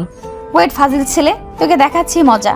টিয়া কথাটা বলে খাট থেকে নেমে আরুষকে ধরতে যাবে। আরুষ দরজা খুলে দৌড়ে বের হয়ে গেল। টিয়া আরুষের পেছনে দৌড়ে যেতে লাগলো, সিঁড়ি ভেঙে নিচে নামতে লাগলো। সাথে টিয়া ও ওদের এই অবস্থা দেখে সবাই অবাক হয়ে গেল। এই দুইজন কি করছো? পড়ে যাবে তো, সাবধানে নামো। এইভাবে দৌড়াদৌড়ি করছো কেন? আন্টি, আপনার মেয়েকে কুত্তা কামড় দিয়েছে। আমাকে কামড় দেওয়ার জন্য আমার পিছনে লেগেছে। আরুষের বাচ্চা, আমি তোকে আজ ছাড়বো না। আমাকে কুত্তা কামড় দিয়েছে? ওয়েট, একবার তোকে হাতের কাছে পাই। আরে বাবা, দুজনেই থামো। এভাবে দৌড়াদৌড়ি করলে দুজনেই পড়ে গিয়ে ব্যথা পাবে তো। আরুষ আয়না চৌধুরীর দিকে চোখ যেতে ওর রাগ উঠে গেল। ও আয়না চৌধুরীর দিকে তাকিয়ে টিয়ার দিকে তাকাতে গিয়ে পা পিছলে পড়ে যেতে নিলে টিয়ার দিকে হাত বাড়ালে টিয়া ধরা গে আরুষ সিঁড়ি থেকে পড়ে গড়াতে গড়াতে নিচে পড়ে গেল। টিয়ার সাথে সবাই চিৎকার করে উঠল। আরুষ গড়তে গড়তে আয়না চৌধুরীর পায়ের কাছে গিয়ে পড়লো। আরুষের মাথা বেয়ে রক্ত ঝরছে। আয়না চৌধুরী আরুষকে ধরে কোলে মাথাটা নিলে আরুষ আয়না চৌধুরীর হাতটা এক সিটকে সরিয়ে দিয়ে বলল, মরে গেলেও আপনার কোলে মরতে চাই না। আমাকে আপনি টাচ করবেন না, আপনাকে আমি ঘৃণা করি। আরুষ কথাটা বলে চোখ বন্ধ করে ফেল। টিয়া দৌড়ে এসেছে, আরুষের মাথাটা কোলে নিয়ে ডাকতে লাগলো। আয়না চৌধুরী আরুষের কথা শুনে হতভম্ব হয়ে বসে আছে। টিয়ার আম্মু তুলিকে বলল, তুলি, ড্রাইভারকে ডাক দে, আরুষকে হসপিটালে নিয়ে যেতে হবে। তুলি দৌড়ে বাহিরে গেল।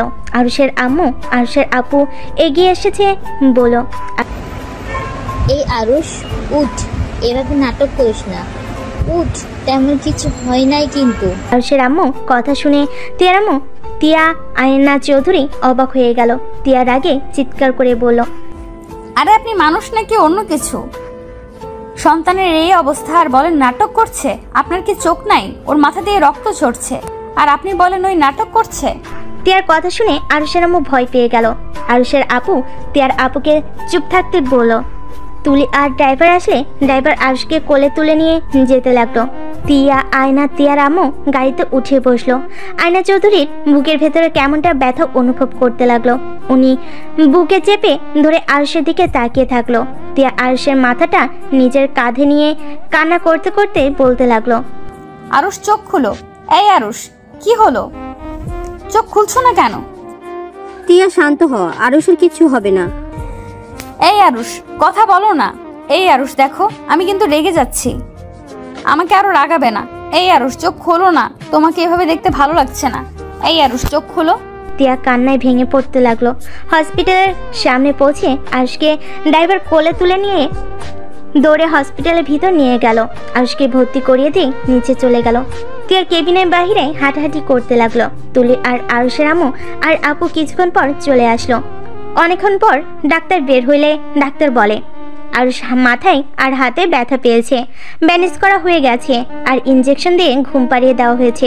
ডক্টরের কথা শুনে আয়না চৌধুরী দীর্ঘশ্বাস ফেলল। তিয়া ডাক্তারের থেকে অনুমতি নিয়ে কেবিনে ঢুকে আরুষের পাশে বসে আরুষের কপালে হাত বুলিয়ে দিতে লাগলো।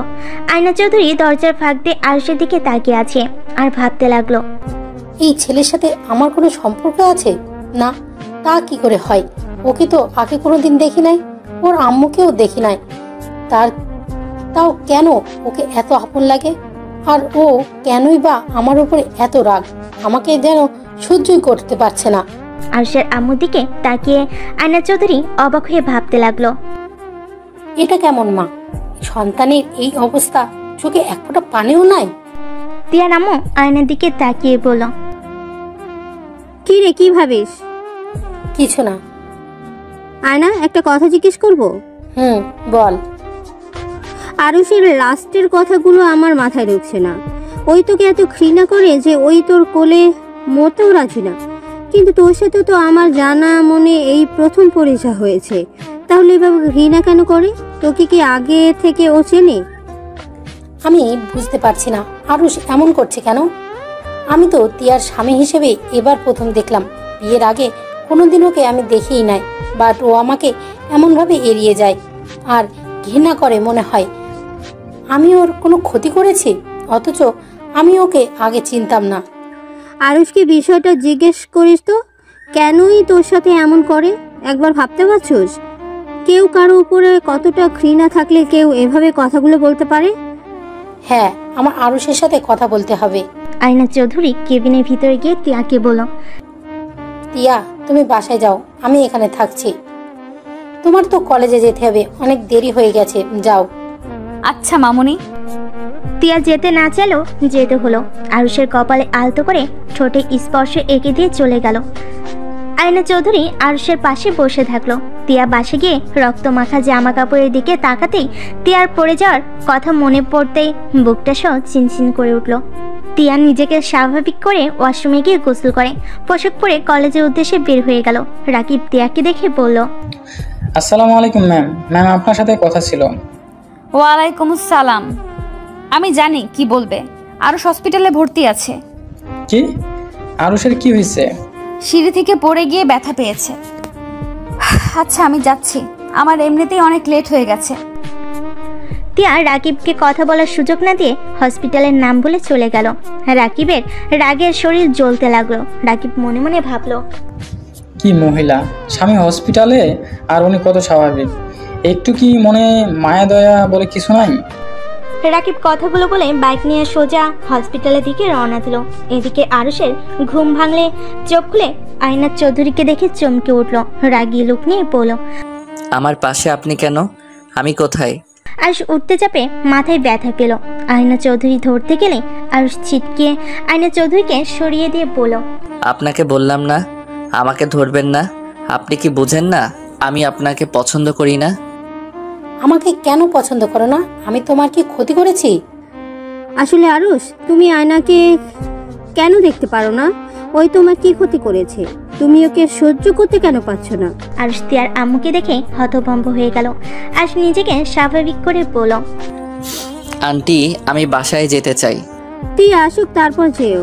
এখন বলো, তুমি আয়নাকে কেন দেখতে পারো না? আমি জানি না। এইটা কেমন কথা? তুমি জানো না অথচ তাকে ঘৃণা করো? ওকে দেখতেও খারাপ না, আর এমন কি ওর ব্যবহারও খারাপ না। আয়নাকে তো সবাই কত ভালোবাসে। ও অনেক ভালো একটা মেয়ে। আজ পর্যন্ত কেউ বলতে পারবে না তিয়া কারোর সাথে খারাপ ব্যবহার করেছে বা কারো কোনো ক্ষতি করেছে।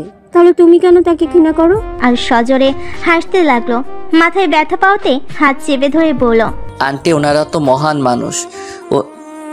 ওনারা এত মহান যে আমার লাইফটা একদম হেল করে দিয়েছে। ভদ্র মুখোশের আড়ালে যে কত বড় শয়তান, এই আপনি আমার চোখের সামনে থেকে জানতো। আরুষের আম্মু কেবিনে ঢুকে বলল, আরুষ, এই ধরনের ব্যবহার করছিস? তুই জানোস উনি এত কাছে কখন থেকে বসে আছে, তোর জন্য কান্না করছিল, আর তুই তার সাথে এমন ব্যবহার করছিস। তোর আব্বুকে কল দিয়ে সব বলে দেব। তুই যে এত বেয়াদব হইছস, তোর আব্বু জানা দরকার। তো আম্মু, ওনাকে কে বলছে আমার জন্য চোখের পানি ফেলতে? ওর চোখের পানি আমার কাছে বিষ লাগে। যত সব আজাইরা। আয়না চৌধুরী কিছু বলতে যাবে, রাকিব দৌড়ে এসেছে, হাঁটুর উপরে 2 হাত রেখে জোরে জোরে নিঃশ্বাস নিতে নিতে বলল, আরুষ তুই ঠিক আছস? এই অবস্থা কি করে হলো? আমি ঠিক আছি। এই মহিলার মুখ দেখলে আর কত ঠিক থাকবো বল? কোন মহিলা? রাকিব আয়না চৌধুরীর দিকে তাকিয়ে বলল, আরুষ এইটা কেমন ব্যবহার? মাথা ঠান্ডা কর। এই তুমি মাস্টার সাহেবের ভাগনা না? জি আন্টি। আরুষকে তুমি চেনো? জি, ওই আমার বেস্ট ফ্রেন্ড। তুমি কি কিছু জানো ও আমাকে ঘৃণা কেন করে? না মানে তার মানে তুমি জানো? হয়তো, বাট আমি কাউকে কিছু বলতে পারবো না। কেন? বলা যাবে না, তাই বলতে পারবো না। রাকিব তুমি বলো, আমি শুনতে চাই। আমি ওর কি এমন ক্ষতি করেছি যে আমাকে ও ঘৃণা করে? রাকিবকে অনেক জোরাজোরি করতে লাগলো। আরুষ রেগে গিয়ে বলল, উফ, ওকে এত জোরাজোরি করছেন কেন? সময় হইলে আমি আপনাকে বলে দিব। আর এখন শুনবেন নাকি? শোনার খুব ইচ্ছা থাকলে আমি এখন বলবো। আন্টি, আম্মু, আপনারা যদি কিছু মনে করেন। আরুষের কথা বুঝতে পেরে তিয়ার আম্মু আরুষের আম্মুকে নিয়ে কেবিন থেকে বের হয়ে গেল। আরুষ মিটিমিটি করে হাসতে হাসতে বলল, শুনতে চান? শোনার আগে জানতে হবে আমি কে। কে তুমি? এইদিকে আছেন, কানটা একটু দিন। আয়না চৌধুরী আরুষের দিকে গেলে আরুষ ফিসফিস করে বলল, আমি আপনার অবৈধ সেই সন্তান যাকে হসপিটালে ফেলে দিয়ে আসার হুকুম দিয়েছিলেন। আমি একটা চাকর সন্তান যার বাবা মা থাকতে তাদের কোনো পরিচয় নাই। আরুষ কথাগুলো বলে হাসতে লাগলো। হাসতে হাসতে আরুষের চোখ বেয়ে পানি বের হতে লাগলো। আয়না চৌধুরী কয়েকটা পিছিয়ে গেল। আরুষের হাসি প্রতিধ্বনি কানে বাজতে লাগলো। আয়না চৌধুরী কানে হাত দিয়ে চিৎকার করে উঠল, তুমি হাসি থামাও, তোমার হাসি আমার সহ্য হচ্ছে না। আহা, আপনার তো আমার হাসি সহ্য হচ্ছে না, আর আমার আপনাকে। চলে যান আমার সামনে থেকে। আয়না চৌধুরী চিৎকার শুনে তিয়ার আম্মু আরুষের আম্মু কেবিনে ঢুকে দেখে আয়না চৌধুরী পড়ে যাচ্ছে। তিয়ার আম্মুকে ধরে বলল, তোমরা এভাবে হাসছো কেন? কি করছো? ওই কি হলো? সত্যি করে বলো, ওর সাথে তোমরা কি করছো? আন্টি, আমরা কিছুই করি নাই। আরও শুধু জানিয়েছে কেন ঘৃণা করে। এতে উনি সহ্য করতে না পেরে অজ্ঞান হয়ে গেছে। ধরছো না কেন? ধরো ওকে। রাকিব, ভর্তি করে আয়। রাকিব আয়না চৌধুরীকে নিয়ে যেতে লাগলো। আরুষের চোখের পানি মুছে ফেলো। আরুষ বেডের উপরে শুয়ে আছে, চোখ বেয়ে পানি গড়িয়ে পড়ছে। রাকিব আরুষের পাশে বসে পড়ল। আন্টি, মাথায় অতিরিক্ত চাপ পড়ছে, এভাবে না বললেও পারতে। যার যার ব্যথা সেই বুঝে। নিজের গর্ভধারিণী মাকে সামনে দেখেও বলতে পারি না মা বলে। মায়ের ভালোবাসাটাও পাই নাই। চিন্তাবো না আমার আসল বাবা মাকে। আর উনি এমন মা যে সন্তানকে ফেলে দিয়ে আসতে হুকুম করতে পারে। সেই ধরনের বাবা মা আমার চাই না। আমি এই ধরনের মানুষদের ঘৃণা করি, যারা সন্তান জন্ম দিয়ে তাদের অস্বীকার করে। আরুষের কথা শেষ হতেই তিয়া চলে আসে। রাকিবের মুখ থেকে তিয়ার নামে কথা শুনে তিয়া ভিতরে না ঢুকে দাঁড়িয়ে পড়লো। আর এদিকে রাকিব বলতে লাগলো, আমি বুঝতে পারছি। আচ্ছা তুই রেস্ট নে। আর তোর বউ একটা জিনিস, তোর এই অবস্থা আর উনি কলেজে পড়ে আছে। এই মহিলা কেমন ধরনের মানুষ আল্লাহ জানে। তোকে স্বামী হিসেবে মানা বা না মানা, তারপর তো মানুষের প্রতি মানুষের একটু টান থাকবে। রাকিবের কথা শুনে তিয়া রেগে ভিতর ঢুকে কিছু বলবে, তার আগে আরুষ হেসে বলল, হা, তুই আবার আমার বউয়ের পিছনে লাগলি কেন? উনি শিক্ষিকা কলেজের, ওনাকে তো কলেজে যেতে হবে। পাগল, ওকে আমরা যেমন ভাবি ওই আসলে তেমন না। কাউকে না বুঝে তাকে নিয়ে কিছু বলা উচিত না। আরুষের কথা শুনে তিয়ার মনটা নরম হয়ে গেল। রাকিব আরুষের দিকে ভুরু কুচকে তাকিয়ে বলল, আরে ম্যাম, কি তোকে কিছু খাইছে নাকি? আর এত গুণ গাচ্ছিস? রাকিবের কথা শুনে আরুষ সজোরে হেসে দিয়ে বলল, দূর শালা। আচ্ছা ভাইয়া, আমাকে আর হাসাস না, মাথার যন্ত্রণা শুরু হয়ে যায়। আচ্ছা তুই রেস্ট নে। এই তুই কিছু খাইছস? খাবার কিনে নিয়ে আসবো? আরুষ কিছু বলার আগেই তিয়া ভিতরে ঢুকে বলল, তার দরকার নাই, আমি খাবার নিয়ে এসেছি। তিয়ার কথা শুনে রাকিব ভয়ে উঠে বসলো। ভুরু কুচকে বলল, ম্যাম, আপনি কখন এসেছেন? কেন, আমার নামে কিছু বলেছিলে নাকি দুজন মিলে? আরে না না ম্যাম, কি বলেন? আপনার নামে কিছু বলতে পারি? তা ম্যাম, আপনি এই সময়? টিয়া খাবার বক্স খুলে টেবিলের উপরে রাখতে লাগলো আর রাকিবকে বলল, ছুটি নিয়েছি। ও আচ্ছা ম্যাম, দিন আমার কাছে, আমি খাওয়াই দেই আরুষকে। ওর হাতে তো ব্যথা পেয়েছে। দরকার নাই, তুমি বসে থাকো। ম্যাম, ওই কি হাত দিয়ে খাবেন নাকি? দেখেন ম্যাম, সব জায়গায় জোর দেখাবেন না। টিয়া রাগি লুক নিয়ে তাকাতেই রাকিব চুপ হয়ে গেল। টিয়া একটা প্লেটে খাবার বেড়ে আরুষের পাশে বসে ভাত চটকাতে লাগলো। আরুষ রাকিব হা হয়ে তাকিয়ে আছে। টিয়া রাকিবের দিকে তাকিয়ে বলল, এইভাবে তাকিয়ে আছো কেন? আর এই রাকিব, তুমি সবসময় আমার সতীনের মতো ব্যবহার করো কেন? টিয়ার কথা শুনে আরুষ মিটিমিটি হাসলো আর রাকিব ভেবাচাকে খেয়ে বলল, কি বলেন? আমি আপনার সতীনের মতো ব্যবহার করলাম কখন? আর আমি তো ছেলে, আমি সতীন কেমন হই? যখন তোমাদের একসাথে দেখি তখনই একে অপরের কেয়ার নাও, আবার আরুষকে খাইয়ে দাও। দুজন একে অপরকে ছাড়া চলতে পারো না নাকি? টিয়ার কথার ভিতরে জেলাসি ভাব দেখে রাকিব দুষ্টামি করে বলল, কি করব, বন্ধুকে বিয়ে করলাম, বন্ধুর বউ পাত্তাই দেয় না, তাই বন্ধুর বউয়ের অভিনয় করে বন্ধুকে সান্ত্বনা দেই। রাকিবের কথা শুনে আরো হাসি থামাতে পারলো না। টিয়া রেগে রাকিবের দিকে যাবে, রাকিব দৌড়ে দরজার কাছে গিয়ে পড়লো। স্বামীর যত্ন নিয়েন, না হইলে অন্য বেটির লোকে বিয়ে দিয়ে দিব। রাকিবের বাচ্চার দিকে আয়। মানে ম্যাম, আমি বিয়ে করি নাই, আমার এখনো বাচ্চা হয় নাই। দুই বন্ধুই একটা ফাজিল, মেরে হাড্ডি ভেঙে ফেলবো। ইস, কথার ভিতর কত মধু মেখে আছে। মানে? রাকিব কিছু বলার আগে আরুষ রাগী লোক নিয়ে বলল, ওই শালা, আমার বইয়ের উপরে লাইন মারিস না, ভুলে যাসনি উনিকে ক্লাসে পাইলে না, যা নিজের গার্লফ্রেন্ড সাথে লাইন মারগা। রাকিব মাথা চুলকাতে চুলকাতে আরুষের দিকে আর টিয়ার দিকে তাকিয়ে মিষ্টি করে হেসে দিয়ে বলল, উনি কলেজে ম্যাম হইলে কলেজের বাইরে আমার ভাবি লাগে, সেইখানে আমি ওনার সাথে লাইন মারতে পারি। শালা, তুই চুপ করে বসে থাক। রাকিবের কথা শুনে টিয়া রেগে যেন খাবার এখনই ঢিল মেরে ফেলে দিবে। রাকিব পরিস্থিতি বুঝে দৌড়ে পালালো। টিয়া আরুষের দিকে তাকিয়ে বলল, আমি বলেছিলাম না সব বন্ধুরা খারাপ, গার্লফ্রেন্ড থাকতে আবার বন্ধুর বউয়ের সাথে লাইন মারতে আসে। টিয়ার কথা শুনে আরুষ হেসে ফেল। আরুষ টিয়ার দিকে তাকিয়ে বলল, আরে বউ, রেগে যাচ্ছ কেন? ওই তোমার সাথে মজা করছে, ওই ওর গার্লফ্রেন্ডকে অনেক ভালোবাসে, ওই আমার মতো পবিত্র নিজের জিনিস ছাড়া অন্য কারো দিকে নজর দেয় না। কত যে পবিত্র চোখ, মেয়ে ফ্রেন্ডদের সাথে ঘষাঘষি করে আবার এসেছে। টিয়ার কথা শুনে আরুষ দাঁতে দাঁত চেপে হেসে দিল। টিয়ার রাগে বলল, হা করেন। তুমি খাইছো? হা করতে বসি, করো। আচ্ছা শোনো, আমার এখন ক্ষুধা নাই, তুমি আয়না আন্টি, তোমার আম্মু, আমার আম্মুকে নিয়ে বাসায় গিয়ে খেয়ে নাও। ওদের তো হসপিটালে কোথাও দেখলাম না। কোনো এক কেবিনের ভিতরে আছে। কেবিন কি করে? আয়না আন্টি জ্ঞান হারিয়ে ফেলছে। ও আচ্ছা, তুমি খেয়ে নাও। খাবো না, বাসায় যাব। আচ্ছা, আগে খেয়ে নাও, তারপর ডাক্তারের সাথে কথা বলে নিয়ে যাব। ক্ষুধা লাগছে না ওনাদের নিয়ে, তুমি খেয়ে নাও, যাও। আচ্ছা বুঝছি, তুমি শুয়ে থাকো, আমি ডাক্তারের সাথে কথা বলে আসছি। টিয়া কেবিন থেকে বের হয়ে ডাক্তারের সাথে দেখা করতে গেল। ওনার সাথে কথা বলে আয়না চৌধুরীকে খুঁজতে লাগলো। কোথাও খুঁজে না পেয়ে আরুষের কেবিনের সামনে এসেছে।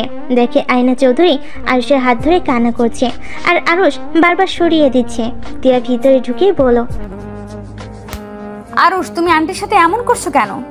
তোমার আন্টিকে নিয়ে যাও, এমন ন্যাকামি আমার একদম দেখতে ইচ্ছে হচ্ছে না।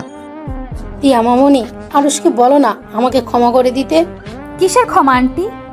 টিয়া ওর আম্মুর দিকে তাকাতেই টিয়ার আম্মু বলল, আমি বুঝতে পারছি না ও কিসের ক্ষমা চায়, আর আরুষ বা ওকে ঘৃণা কেন করতেছে। কিছু তো রহস্য আছে। আহ, ব্যথা পাচ্ছি তো হাতে। আরুষ ব্যথা পাওয়াতে আয়না চৌধুরী আরুষের হাতে চুমু দিয়ে বলল, সরি বাবা, আমি বুঝতে পারি নাই। ড্যাড ছাড়েন তো, বউ ডাক্তার কি বলল? রিলিজ নিয়ে যেতে পারবো। তাহলে চলো বাসায় যাব। হাসতে পারবে নাকি ড্রাইভারকে ডাকবো? হ্যাঁ পারবো, ডাকতে হবে না। আরুষ বেড থেকে নেমে পা রাখতে যাবে, সাথে সাথে পড়ে যেতে নাই। আয়না চৌধুরী এসে আরুষকে ধরে, টিয়া আরেক পাশে ধরলো। আরুষ আয়না চৌধুরীকে বলল, আপনি ছাড়েন। হাঁটতে পারছো না, ব্যথা পাবে। হা হা, শরীরের ব্যথা দেখলেন, মনের ব্যথাগুলো ঠিক করবেন কিভাবে? ওইটাকে নিজে থেকে ঠিক করতে হয়, তাই এই ব্যথা নিজে থেকে সামলাতে পারবো। আরুষ কথাটা বলে তিয়াকে ধরে হেঁটে যেতে লাগলো। আয়না চৌধুরীর চোখ বেয়ে পানি পড়তে লাগলো। তিয়ার আম্মু, আয়না চৌধুরী আর আরুষের আম্মু মিলে ওদের পিছন পিছন যেতে লাগলো। 5 জন হসপিটাল থেকে বের হয়ে গাড়িতে উঠে বাসার দিকে রওনা দিল। আরুষের আম্মু আরুষকে বলল, আরুষ, তোর বেয়াদবি বের করব। তোর আব্বুকে খবর দিয়েছি, তোর আব্বু মনে হয় এ বাসায় চলে এসেছে। এই, আপনি প্লিজ চুপ করবেন? সব সময় খালি ওর ভুলগুলোই দেখেন আর বকার উপরেই থাকেন, ভালো ব্যবহার করতে পারেন না। আপনি নিজেই চুপ থাকেন। আমার আম্মু আমার সাথে যা ইচ্ছে করবে, এতে আপনার কি? নিজের চিন্তা করেন। আর আম্মু, তুমি আব্বুকে এই অবস্থায় ওই বাসায় আসতে বলে কেন? আমি বেয়াদবি করছি, পরে শাস্তি মাথা পেতে নিয়ে নিব। শুধু শুধু আব্বুকে ওই বাসায় আসতে বলছো? মজিদ ভাই কি সত্যি বাসায় এসেছে? ওনার সাথে আমার কথা বলতে হবে। ওমা, আপনি আমার জামাইয়ের নাম জানলেন কেমনে? বিয়ের দিন হয়তো শুনেছিল। ও, আয়না চৌধুরী কাউকে ফোন দিল। কল দিয়ে বলল, আয়ান, তুমি কত দূর? তোমাকে না বললাম তাড়াতাড়ি তিয়াদের বাসায় আসতে? প্রায় এসে গেছি, বাট এত জরুরি আসতে বলছো কেন? আমি তোমার সাথে সংসার করার জন্য ডাকছি না, তোমাকে আসতে বলেছি, আসো। আমার খেয়ে কাজ নাই? আমার বউ বাচ্চা রেখে তোমার সাথে সংসার করতে যেতে হবে? উল্টো পাল্টা কথা বললে কিন্তু আমি মাঝপথ থেকে চলে যাব। আচ্ছা সরি, তাড়াতাড়ি আসো প্লিজ। আয়না চৌধুরীর কথা শেষ হলে কল কেটে দিল। তিয়ার আম্মু অবাক হয়ে বলল, আয়ান ভাইয়ের সাথে তোর কথা হয় এখনো? মাঝে মাঝে। ভাই জানে? ও সব জানে আর আমাকে সন্দেহ করে না। আরুষ কিছু বলার আগেই ড্রাইভার গাড়ির বাসার ভিতরে নিয়ে থামিয়ে দিল। তিয়া আরুষকে ধরে ভিতরে নিয়ে যেতে লাগলো। আরুষ বাসার ভিতরে ঢুকতেই আরুষের আব্বু চমকে গেল। আরুষ বাপ, আমার তো কি হয়েছে? তোর এই অবস্থা কেন? আব্বু ঠান্ডা হও, আমার কিছুই হয় নাই। আব্বু, এটা তোমার বৌমা তিয়া, এটা আমার আব্বু। আসসালামু আলাইকুম আঙ্কেল। তুমি আমার ছেলে এই অবস্থা করেছো? তুমি নিজেকে কি ভাবো? হ্যাঁ, বাবার টাকা পয়সা আছে বলে যা ইচ্ছে করবে? নিজেকে কি ভাবছো তুমি? আরুষের আব্বুর কথা শুনে সবে ভেবাচাকা খেয়ে গেল। আরুষের আম্মু কিছু বলতে যাবে, সাথে সাথেই আরুষের আম্মুর গালে থাপ্পড় মেরে বলল, তুই চুপ থাক, তুই আর একটা কথাও বলিস না। তোর টাকার লোভের জন্য আজ আরুষ। আব্বু আব্বু ওয়েট, আম্মুর উপরে রেগে যাচ্ছ কেন? তুমি বাহিরের মানুষজনের সামনে আমার আম্মুর গায়ে হাত দিতে পারো না। আব্বু, তুমি আমার সাথে চলো, আমি তোমাকে বুঝিয়ে বলছি। আর তিয়ার জন্য আমার কিছুই হয় নাই। আমি সিঁড়ি থেকে পড়ে গেছিলাম পা স্লিপ খেয়ে। বিশ্বাস না হইলে ওই মহিলাকে জিজ্ঞেস করেন। আরুষের আব্বু আয়না চৌধুরীর দিকে তাকাতেই চমকে গেল, সাথে সাথে মাথা নিচু করে বলে উঠল, ওয়ালাইকুম আসসালাম মজিদ। আয়না চৌধুরী কিছু বলতে যাবে, তার আগেই আরুষ বলল, আব্বু, আমার সাথে চলো। আর তুমি মাথা নিচু করে আসো কেন? তুমি ওদের গোলাম না যে মাথা নিচু করে থাকবে? তিয়ার কিছু বলার আগেই আয়ান তালুকদার বাসার ভিতরে ঢুকে পড়ল। আয়ান তালুকদার আরুষের আব্বুকে দেখে সালাম করলো মাথা নিচু করে। আয়ান তালুকদার আরুষের আব্বুকে জড়িয়ে ধরলো। আরুষের আব্বুর খোঁজ খবর নিতে লাগলো। আর কিছু বলতে যাবে, তার আগেই আরুষ বলে উঠল, আঙ্কেল, আপনি যা বলতে চাচ্ছেন, আমার মনে হয় আমাদের 4 জনের একসাথে কথা বলে সব মিটিয়ে নেওয়া ভালো। আরুষের কথা বুঝতে পারলো না। আরুষের দিকে তাকালো। আরুষ ওদের একটা রুমে যাওয়ার দিকে ইশারা করলো। আয়না চৌধুরী আরুষকে ধরে বলল, আয়ান, আয়ুষকে ধরো, ও একা হাঁটতে পারবে না, ওর হাতে পায়ে ব্যথা পেয়েছে। আয়ন তালুকদার আরুষকে ধরে নিয়ে যেতে লাগলো। সবাই অবাক হয়ে ওদের দিকে তাকিয়ে আছে। ওরা 4 জন রুমের ভিতরে গেল। আয়না চৌধুরী আরুষকে খাটের উপরে বসিয়ে দিল। আরুষ বলল, আন্টি, দরজাটা লাগিয়ে দেন। দরজা লাগিয়ে দিয়ে আয়ন তালুকদার আরুষের আব্বুকেই বলল, মজিদ, আমার সন্তান কই? আমরা 2 জন তোকে কত খুঁজি, তোর কোনো ধারণাও? প্লিজ ভাই, আমায় বলে দে আমার সন্তান কোথায়? আরুষ হাসতে লাগলো। ওর আব্বুর কলার ধরে আরুষ রেগে গিয়ে বলে উঠল, আয়ান, মজিদকে ছাড়ো, আমাদের সন্তান তোমার পেছনে, ওইটাই আমাদের সন্তান। আয়ন তালুকদার আরুষের দিকে তাকাতে আরুষের কাছে এগিয়ে যাবে, তার আগে আরুষ বলল, না না, একদম না, আমার কাছে আসার চেষ্টা করেন না। কেন? আমি আপনাদের বাবা মা হিসেবে মানি না। আমার বাবা ওই লোকটা। আপনাদের সংসার আছে, আমি চাই না আপনাদের সংসার ভেঙে যাক আমার জন্য। আমার আপনাদের দেখার অনেক ইচ্ছে ছিল। আপনাদের মতো মহান জনকে দেখে আমি অনেক আনন্দিত। এখন আপনারা আসতে পারেন। আর হ্যাঁ, এখানে কি কি কথা হলো বাহিরে কেউ যেন না জানে। আপনাদের সাথে আমার কি সম্পর্ক আমি চাই না কেউ জানুক। আমি মজিদ রহমানের ছেলে, আর এই পরিচয়ে বাঁচতে চাই। আরুষ, তোর পায়ে ধরি বাপ, এমন ভাবে বলিস না। বিশ্বাস কর, আমরা তোকে অনেক খুঁজেছি। হয়তো রাগের বশে তোকে আমরা ফেলে দিতে চেয়েছিলাম, কিন্তু যখন মজিদ তোকে নিয়ে অনেক দূরে চলে গেল, তখন আমরা আর নিজেদের কন্ট্রোল করতে পারি নাই। আরুষ, প্লিজ আমাদের ক্ষমা করে দে, আর একবার আমাদের আব্বু আম্মু বলে ডাক।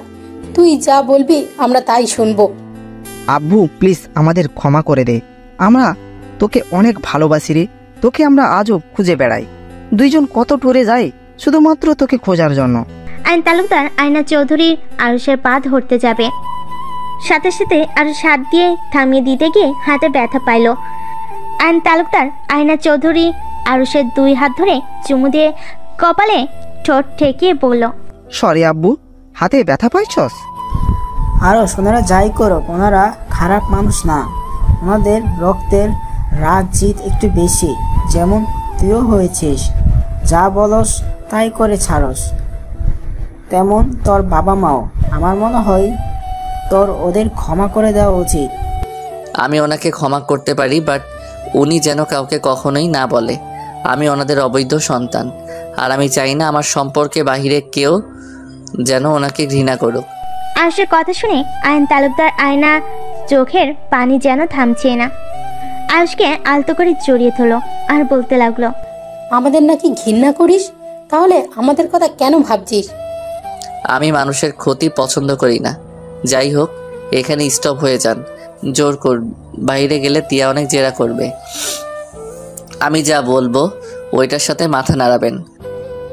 আচ্ছা আরুষ, একবার আমাদের আম্মু আম্মু বলে ডাক না। আমার মুড নাই, ছাড়েন। আপনারা বাহিরে যাব আর আপনাদের ফ্যামিলি নিয়ে সুখে থাকেন। আমি একটা স্মৃতি অধ্যায়, যাকে সারা জীবন মনে রাখার কিছুই নাই, শুধু মনে রেখে নিজেদের কষ্ট দেওয়ার কিছু নাই। আরুষ চোখের পানিগুলো টি-শার্টের হাঁটা দিয়ে মুছে দাঁড়াতে যাবে, সাথে সাথে আইন তালুকদার আয়না চৌধুরী ধরে নিজের চোখের পানি মুছে ফেল। আরুষের 2 গালে 2জন চুমু দিল। আরুষের ভালো লাগলো, প্রকাশ করলো না। 4জন বের হয়ে গেলে তিয়া জেরা করতে লাগলো। আরুষ বলল, উফ, এই বউটাও না, কলেজেও এমন করে, বাসায়ও। আরে ওনাদের বাসায় আমার আম্মু কাজ করতো, আর অনেক কাহিনী ছিল, সেইটাই একে অপরকে ক্ষমা চেয়ে মিটিয়ে নিল। আঙ্কেল আন্টি আমাকে একটু উপরে রেখে আসবেন? আচ্ছা চলো। আরুষকে ধরে নিয়ে যেতে লাগলো। তিয়ার কথাগুলো বিশ্বাস হয় না, এটা তিয়ার মুখ দেখে বোঝা গেল। আরে না না, কি বলছেন? ক্ষমা চেয়ে আমাকে ছোট করে দিবেন না। আচ্ছা আঙ্কেল আন্টিকে নিয়ে রুমে যান।